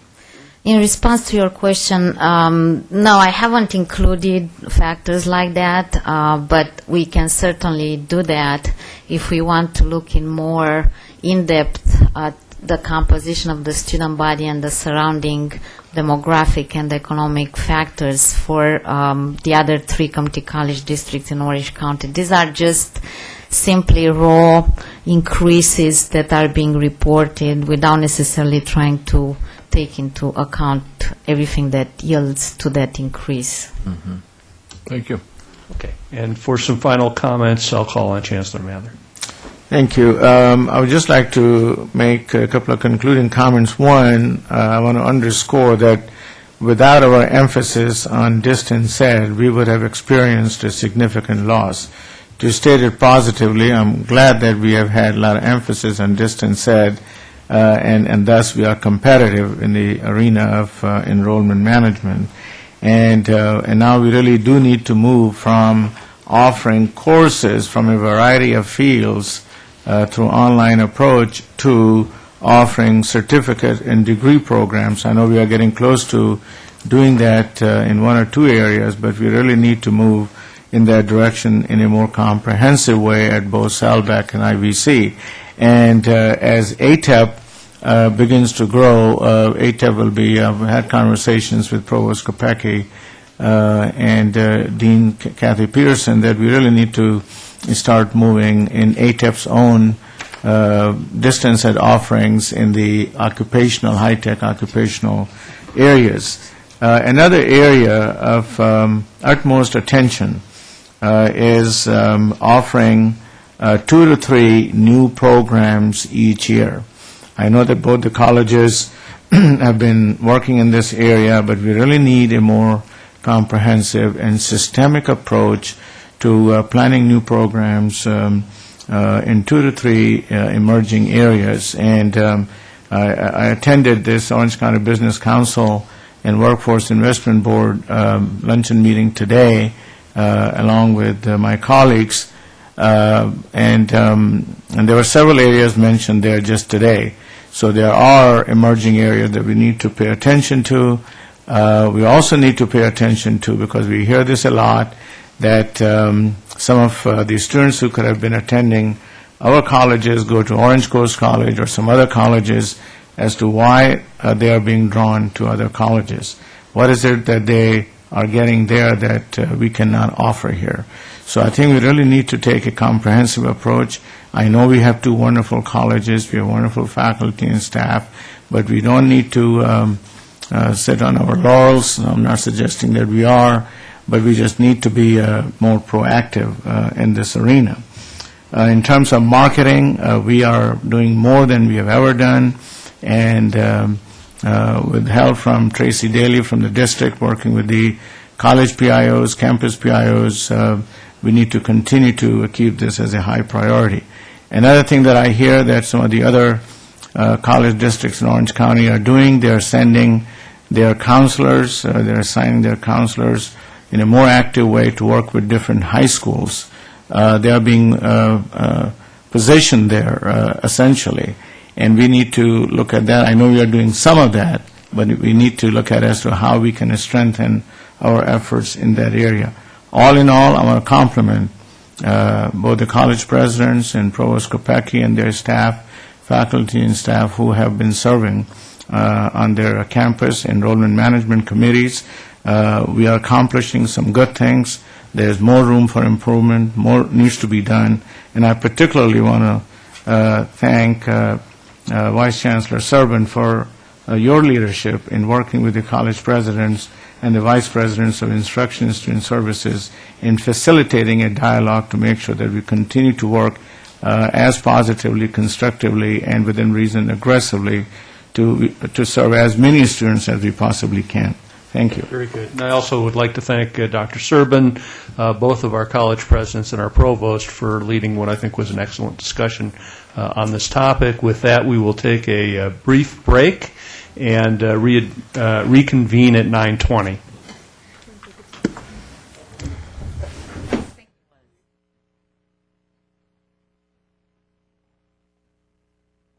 I found one instance of where there was part of the recommendation that got left off. Most of these were cosmetic-type changes, duplication of language on 2 pages, and a couple other fairly minor changes that I have made suggestions about in terms of district trustee comments. Right. And I will look to see if there are any other comments that, yes, I'll recognize Academic Senate President Gabriel. Thank you, President Lang, and thank you for allowing me to speak. I said a lot last August 24th, so I won't repeat myself. I do want to mention a couple of things, however. I've noticed that the lack of process that has gone on with the insertion of the board item into our college reports, the lack of process itself has created quite a bit of disagreement on the board. And I'd also like to point out that the lack of process and the lack of collegial consultation is exactly precisely the point of 3 of the 8 recommendations for IVC. And so it's really disturbing that the lack of process is exactly what they want us to start working on, and collegial consultation is exactly what they want us to start working on. And it doesn't seem to have occurred among 7 board members. So you have 7 pages here that you've inserted into our reports, and there is a distinct lack of agreement, as I saw last time, among the board members. That's a problem. I'm glad it's on for approval so that the board members that are not in favor of your document can vote against it. It's sad that if only 4 board members vote for it, it influences both colleges so drastically. I'd also like to say that the lack of collegial consultation that has gone on with the Board of Trustees report is a problem regarding the college demonstrating that it's made substantial progress. The ACCJC procedural guidelines require that in a focused midterm that we make substantial progress on their areas of concern, which of course was collegial consultation. And now it looks like with the lack of collegial consultation among the board, I don't know if we're going to be able to demonstrate in the accreditor's mind that the college has made substantial progress. We're out of the doghouse in terms of a site visit, but I'm not sure that's going to continue. I'd also like just one more thing. I'd also like to comment on how the Chancellor directed us to include the information in the report. IVC staff, myself included, had less than 24 hours notice that we were given the draft of your report September 13th at 11:30, and we were told that the final draft was due in the Chancellor's office on Friday, September 14th at 3 p.m. Gwen Plano, the Accreditation Co-Chair, myself, the Accreditation Co-Chair, and Sibylla Georgiana, the college researcher, were all scheduled to be in a very important basic skills meeting on September 14th from 10 to 3. All 3 of us had to miss it. We're the host college, and we couldn't even attend our own meeting. The college is now behind in basic skills area, so the lack of collegial consultation among the board has created quite a few consequences for the college, and I just wanted you to be aware of that. Thank you. Trustee Williams. Well, I'll be brief in light of the hour, and I know we're on a timeline, but I think it's important in the future. I'm thinking the next accreditation cycle is 2008. We're on 6-year cycles. I've been here for 2 of them now. But in light of the fact that there's recommendations made by the visiting teams that deal with college issues, and then some are board issues, and the way the board, the board doesn't respond to faculty issues, and I don't see where the college faculty should be responding to board issues. Maybe the Accrediting Commission, and when this is all over, we need to sit down with someone from the commission and say, okay, do you have a template on how you respond to these things? Because you make a recommendation, okay, and if the recommendation doesn't really concern the board, if it's an issue with a college, then the college would respond, but they ought to have a mechanism where the affected group that's mentioned in the recommendation has a chance to respond, and it may not be the same response as the other party. That's all. That, we have a template, we have a format we follow, we agree ahead of time that if there's a point where we disagree, the appropriate parties can respond. And we do that ahead of time. I think we've learned this time. I think it's only fair because it's not fair, frankly, as an elected governing board member, if there's a recommendation that concerns conduct of the board, such as involvement in day-to-day operations of the district or a college or something like micromanaging, that we as a board can't respond to that item. It just doesn't seem right. So next time, maybe we can do that. Maybe they'll change the way they do it.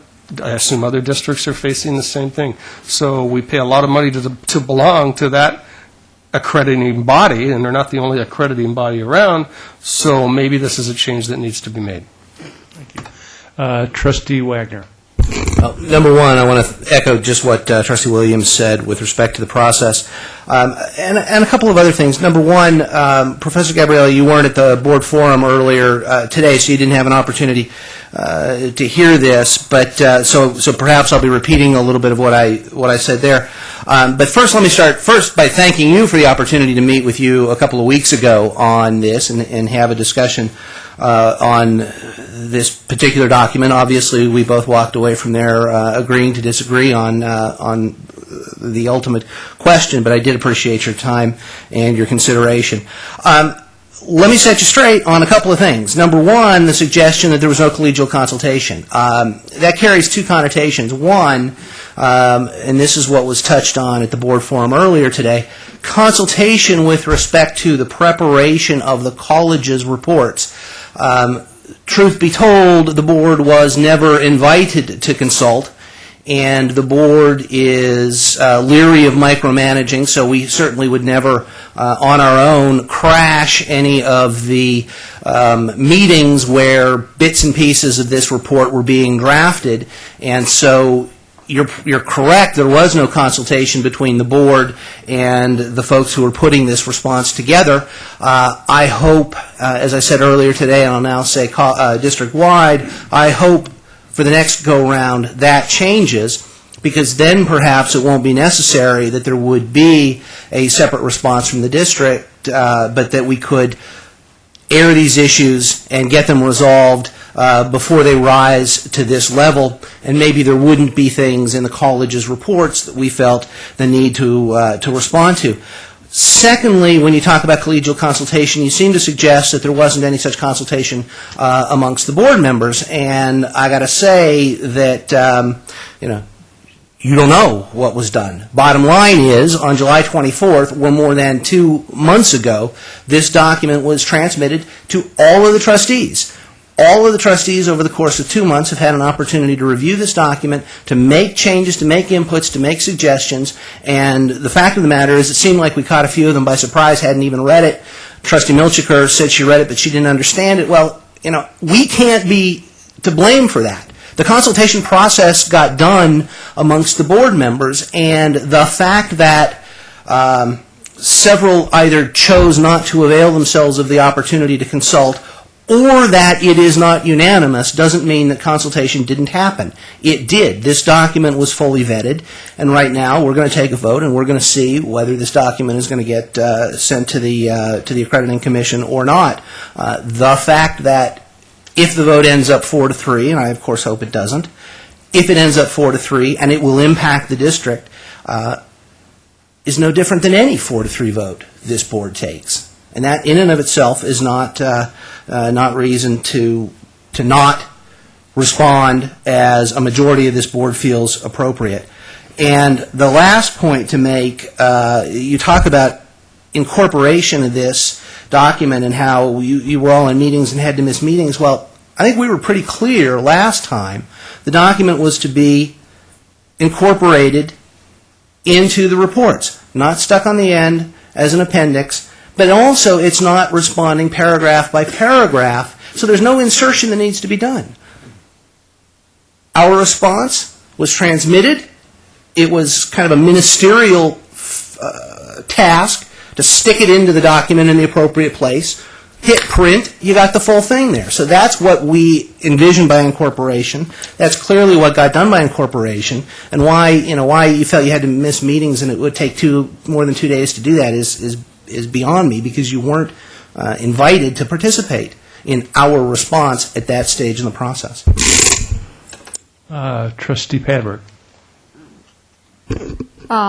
I want to just say that I appreciate your comments, Ms. Gabriella. There's obviously a severe divide on this board, 4-3 divide. There was no input, I would venture to say, from most of the minority of this board as to inserting and what was to be inserted. I think it's symptomatic and just ironic that this would develop over the accreditation report. It's really symptomatic of the problems that we have, I believe, collegially and within the district and with this particular board. Trustee Wagner loves to take personal attacks and swipes at each of us. We have not, and Trustee Fuentes likes to laugh at us, we have not really agreed as a body that we should insert into this report comments that then the faculty has to sign off on. And I will vote no for it. And I think I've said my piece, but I think it's very sad. Trustee Milchker, did you? Yes, I'd like to say some things. I also, Trustee Wagner, I did understand it. I'm a research biologist. I have a master's degree in biology, and I can read English, so I did understand it. What I think had been failed to be explained properly, the way I see it, was that we did receive copies of the district response to the accreditation report, but I don't think, to my knowledge, it was explained properly that that was to be included as part of the accreditation report of the 2 academic senates. Also, I noticed when I reread all the accreditation reports from both colleges and the district response to the accreditation report that there have been many, many hearings, college-wide hearings, college-wide meetings. So it's, as I said earlier at the forum where some people weren't at, so I hope people don't mind if I'm repeating myself, but the colleges each had these enormous college-wide meetings where they invited the entire college community to respond and so that everyone would agree with the accreditation report. As was pointed out, it's not Wendy Gabriella's accreditation report or Anna Marie Kobos's accreditation report. It's the college's accreditation report. They met collegially and they hashed through it and they determined this would be their report. So it's not one person. But the board never met. We never had a meeting. We never had a workshop. We never had a hearing on the board. There have been many times that somebody could have picked up the phone and said, you know, Trustee Milchiker, we need to have a workshop on this because we want to include the district's response to the trustee report and we want to make them put it in their report. I think we better discuss this. No one called me. No one emailed me. No one sent me a fax about it. I mean, we did get the reports in the mail along with the other giant stacks of information we get.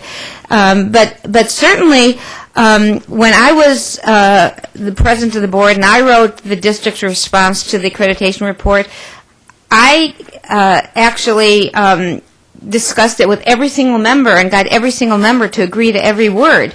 Now, I don't agree with this response, and I never had an opportunity to discuss in a workshop, or I had an opportunity to discuss in a hearing or in any kind of an open forum with the other board members that I don't think this is a good idea at all.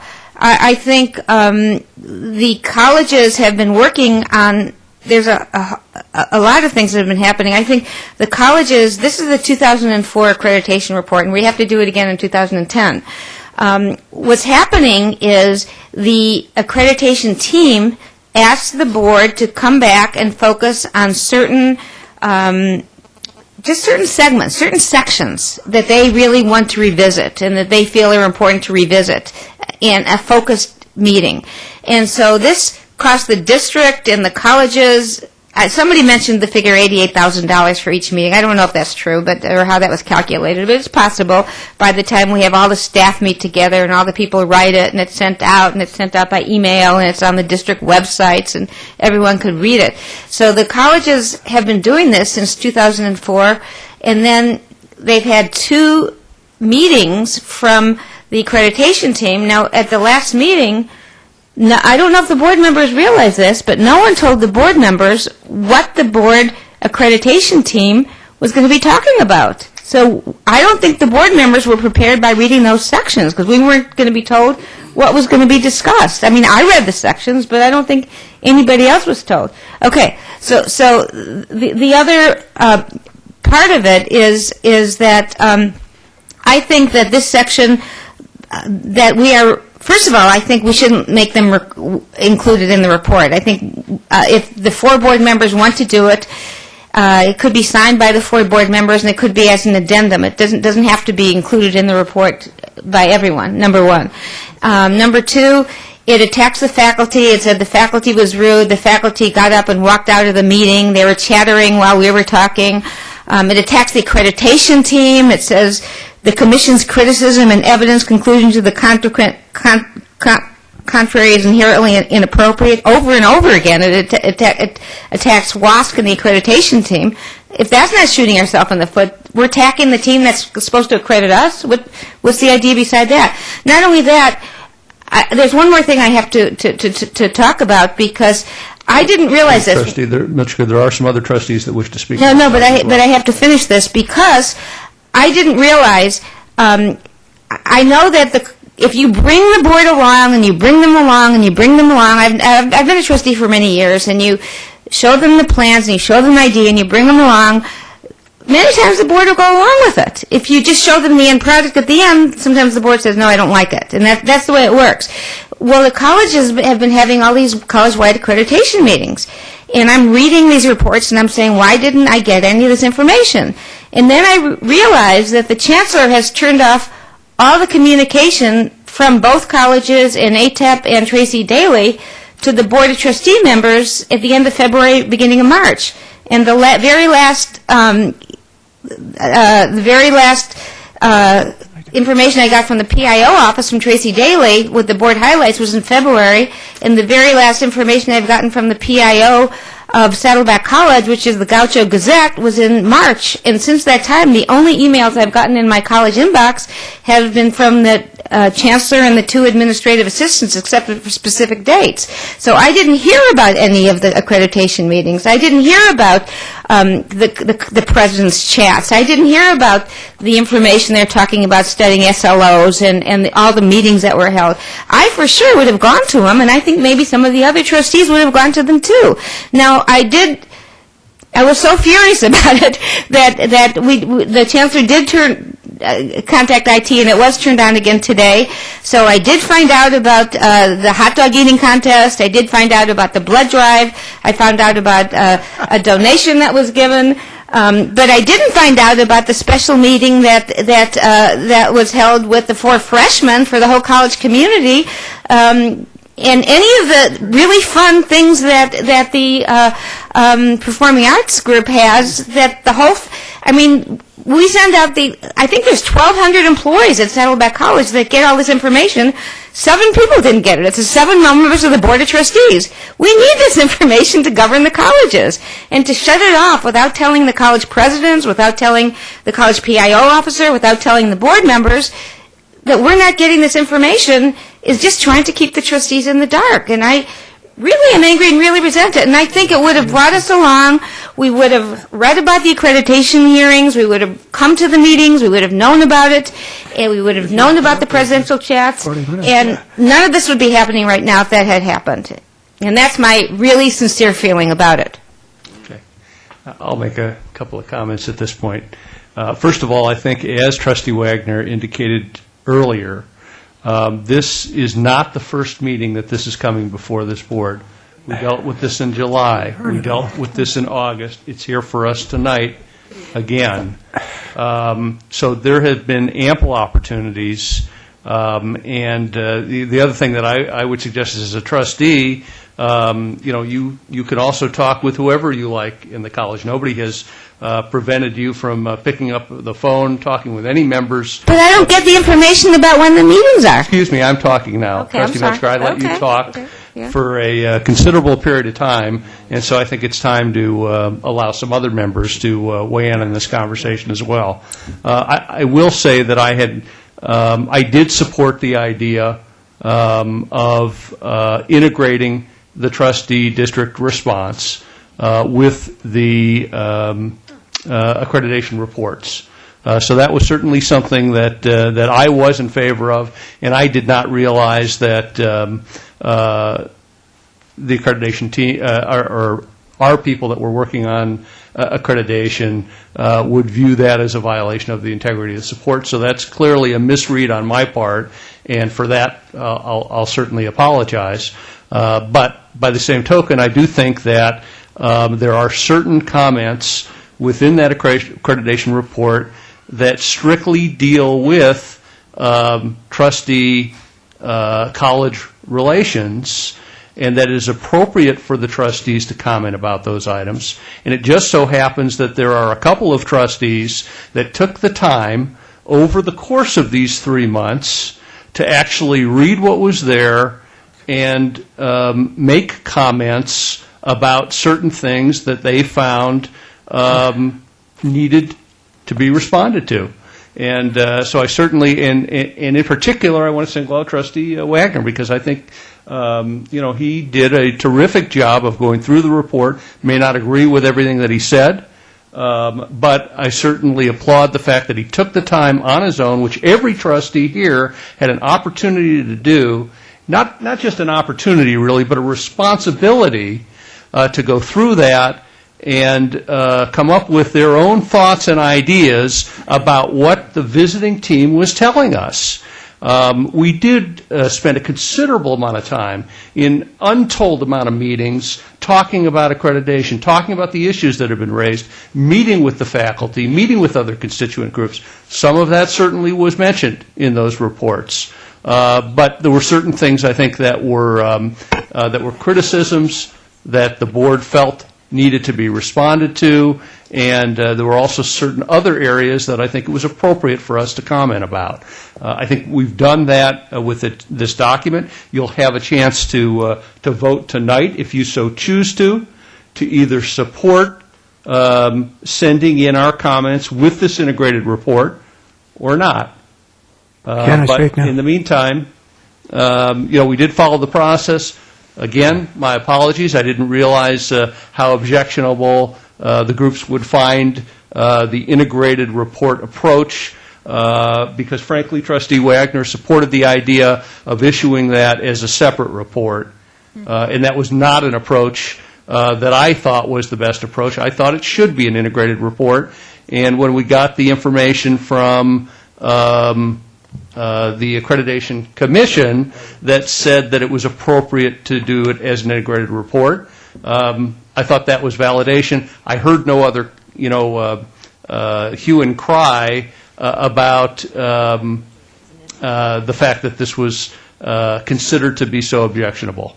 So I will throw that out, and with that, I'll recognize Trustee Wagner. that big, large packet of documents that really was so oppressive I have here. That's it of substance. There were some exhibits. This is the document that we tried to sneak past trustees who weren't told that it was going to be incorporated within the respective college midterm reports.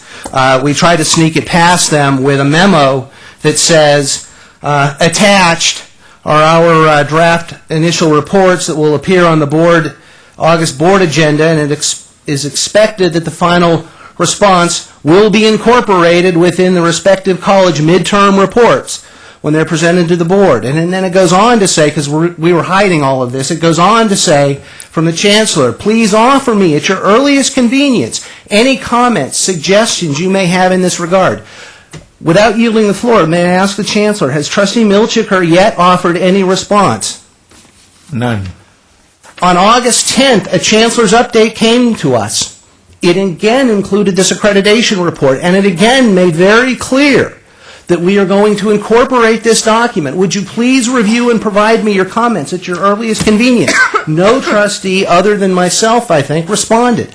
August 24th, because we're still trying to sneak this past people, and we aren't sure that we've got a record here that we can sneak it past people, we have sent out another report, another Chancellor's update. It says this response, which should be included with the college's reports. It is simply not true to say there was no collegial consultation, that we tried to sneak this past people, that this is somehow a surprise. It is not. You chose not to read this stuff. You chose not to be involved in the process, and I'm sorry, but that was your choice. The fact of the matter is, all of this information was made as plain as day to all of the trustees as early as possible, and you folks chose not to respond to it. That's your problem. Vote against it at this point, but don't sit up here and say somebody's trying not to keep you informed and somebody's trying to keep you in the dark. You chose to stay in the dark yourself. Trustee Williams. I think we've about beaten this thing to death. It's divisive, and I think it's time we move on. Therefore, I move that we call the question. Second. Okay. Motion to call the question.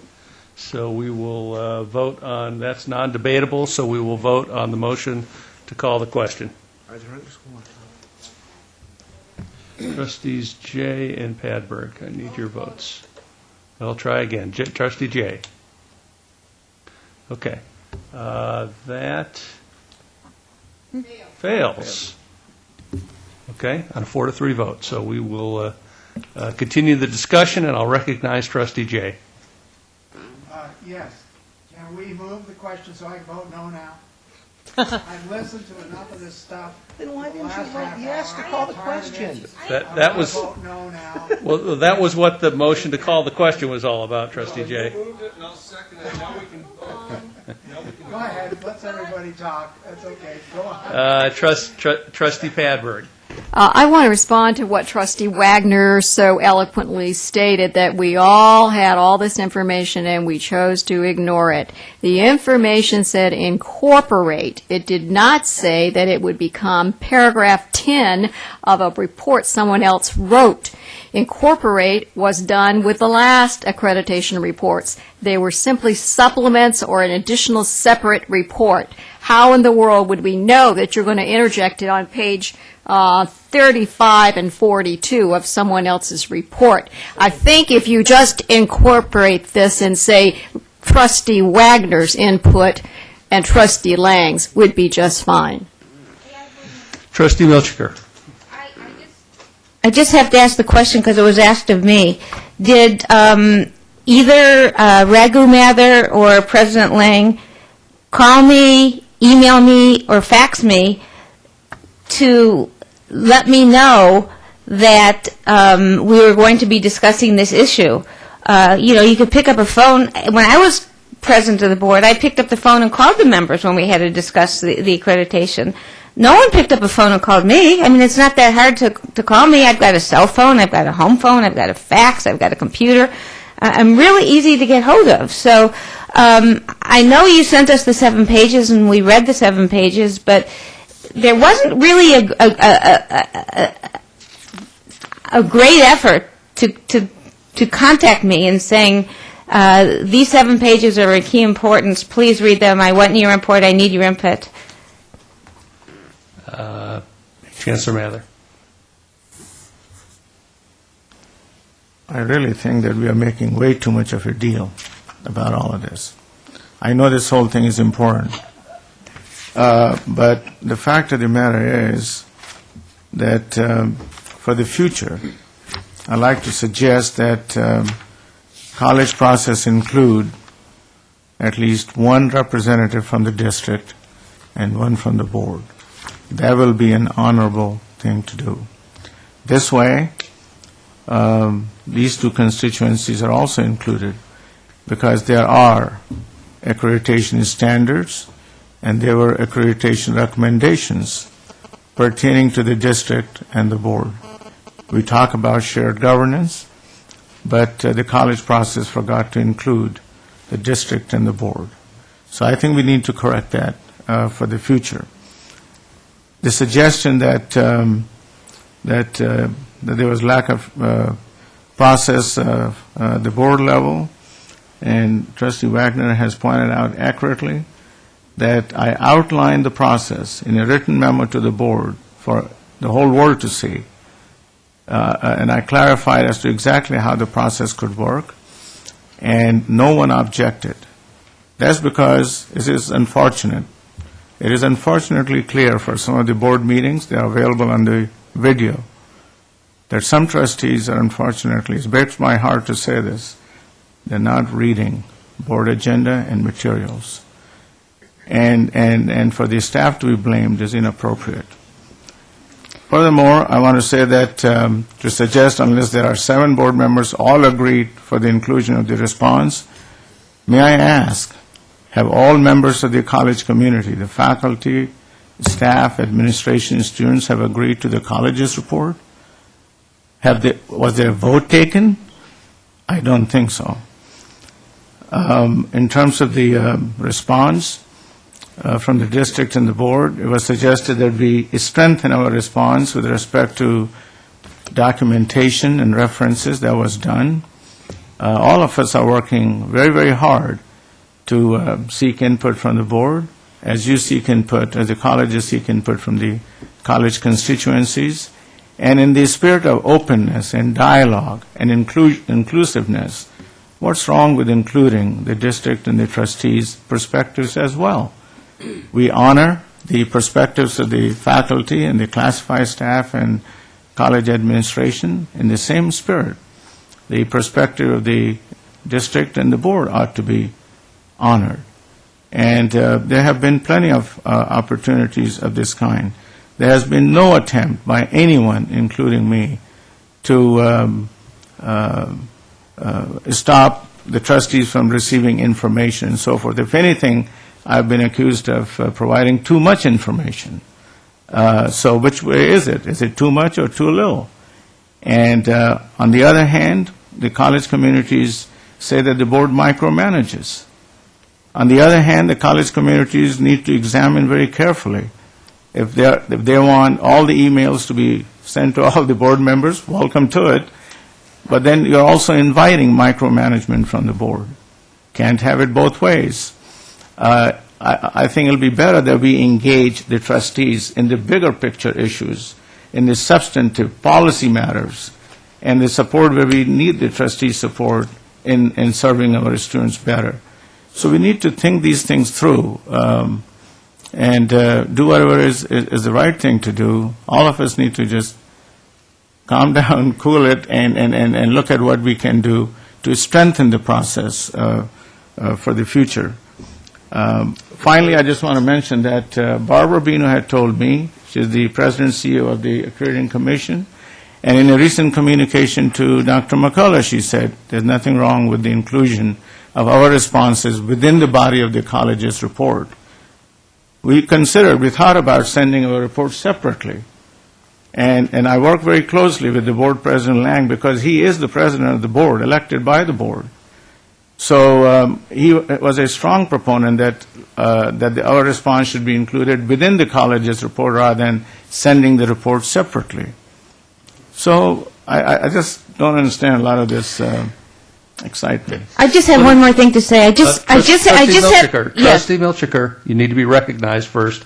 And first, I'm going to recognize Academic Senate President Dominguez. Thank you. Thank you very much. I wanted to talk about a few things. And the first one is really, we haven't had an issue with the inclusion of the board response. What we have an issue is the manner in which it has been done. And you've addressed that, and we hope that in the future that the consultation process will be done much better. I'd like to talk about, I know that there were letters that were sent out to the board, and one of our concerns for collegial consultation, we all have grown to have a love-hate relationship with that phrase. But collegial consultation isn't a letter or an email. It's really bringing people together in the same room to say, here's a letter, tell me, here's a board policy, tell me what you want and bring it back, and that's how we're going to write board policies and administrative regulations. Well, we've already found that that doesn't work. We should have learned that lesson 4 years ago. So I'm surprised that consultation was sought by letters only. I mean, we now have a very positive way in which we put together the board policies we present with you. And it's a very large committee, and that's important. But the email, that consultation that way really is not a successful way to do it. There was something else I'd like to answer for Trustee Williams, is that the WASC is putting together a template because they realize they've gotten so many different styles of reports that they want to have some sort of unifying format. And I think if we look into it, we might want to go as a district, and board members might want to go, and college presidents might want to find faculty who are willing to write this document or be a part of the process, and we can all have a terrific time and eat really bad food out of, hotel trays. But that's something we might want to do as a district. One of the things that came up, and I need to talk about this to Trustee Lang, is that you seem to have put, if I understand it correctly, you put this document together by yourself. No, that's absolutely not true. Okay, thank you. Because one of the concerns that we had to address in our original report was that we were working in silos. And what that meant was that there wasn't any integration of any of the committees across the campus. Our concern by the college is that our perception is that while this document was put together by the board and on the district, that it really wasn't collaborated. There was no collaboration. There was no coordination to make the document harmonize with the college processes. Unfortunately, the college, and to get to that issue, said, do the colleges, do they vote on this? Do they work on it together? Absolutely they do. Because I bring it to the Senate, and they read it, and we go through it, and then I say, may I sign this document? So if I don't sign it, it's because I've been directed by the full-time faculty to sign it or to withhold my signature.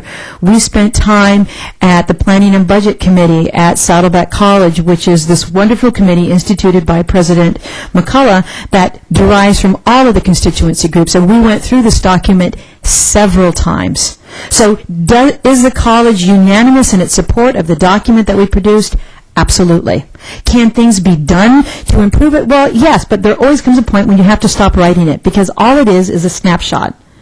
So the document that we sent before you absolutely had the support of the CSEA, of the Classified Senate, the Academic Senates, the deans, every level of governance. And even of our students, when they came and attended it, they saw how concerned we were. Unfortunately, and I think you need to be aware of that, is that if the board separates and goes 4-3, which is what it looks like it's going to be, it's the one constituency group that is fractured. And you need to know that you're presenting a part of a document that is fractured in the support of your own constituency. Yeah. That is something that we'll have to address, and we would hope that you wouldn't do it. And finally, I would always like to end on a happy note. I have never agreed with Trustee Wagner on anything, ever, until tonight, when you said it should be a separate report. And I think, as the Academic Senate, our senates were absolutely okay with your response being put in as a separate document, because I was trained to go onto one of those accreditation committees. We read every single thing. It would have been read. Putting it into the integration of the body of it wasn't necessary. It wasn't going to be ignored.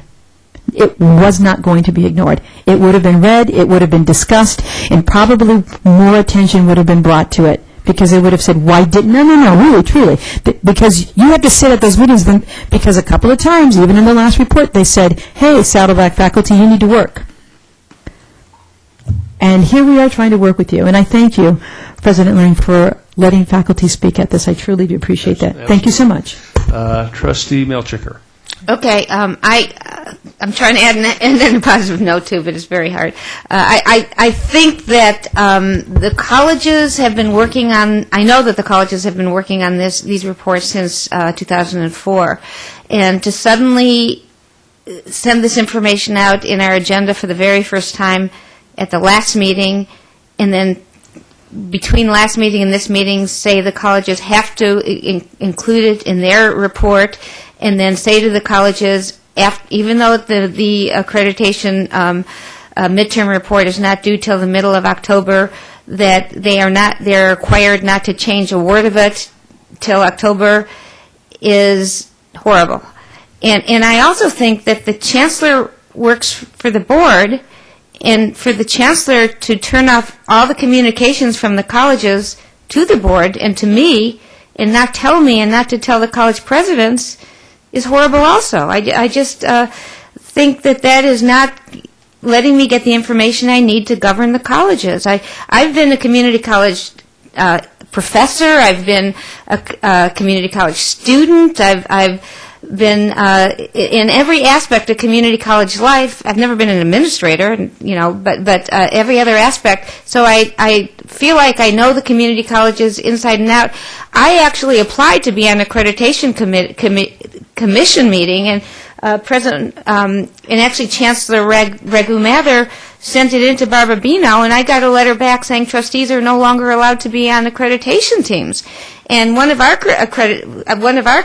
criticisms is that there were no trustees on the accreditation teams visiting our colleges. Being on an accreditation team is a lot of work. I couldn't do it before because I had small children at home, couldn't go away for a week.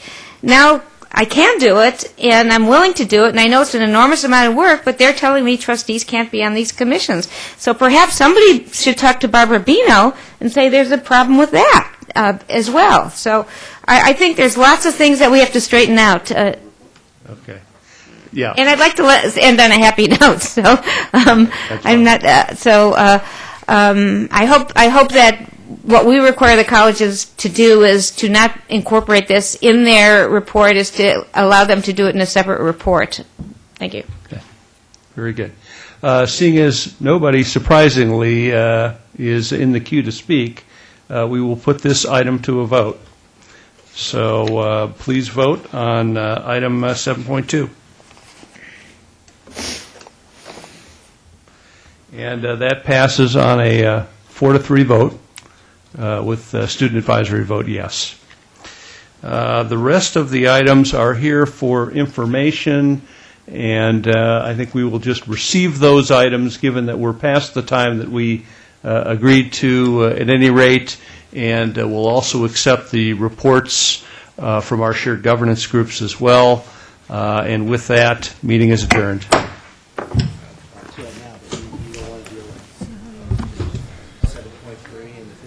I should have said my piece before, but I couldn't. I think I have too.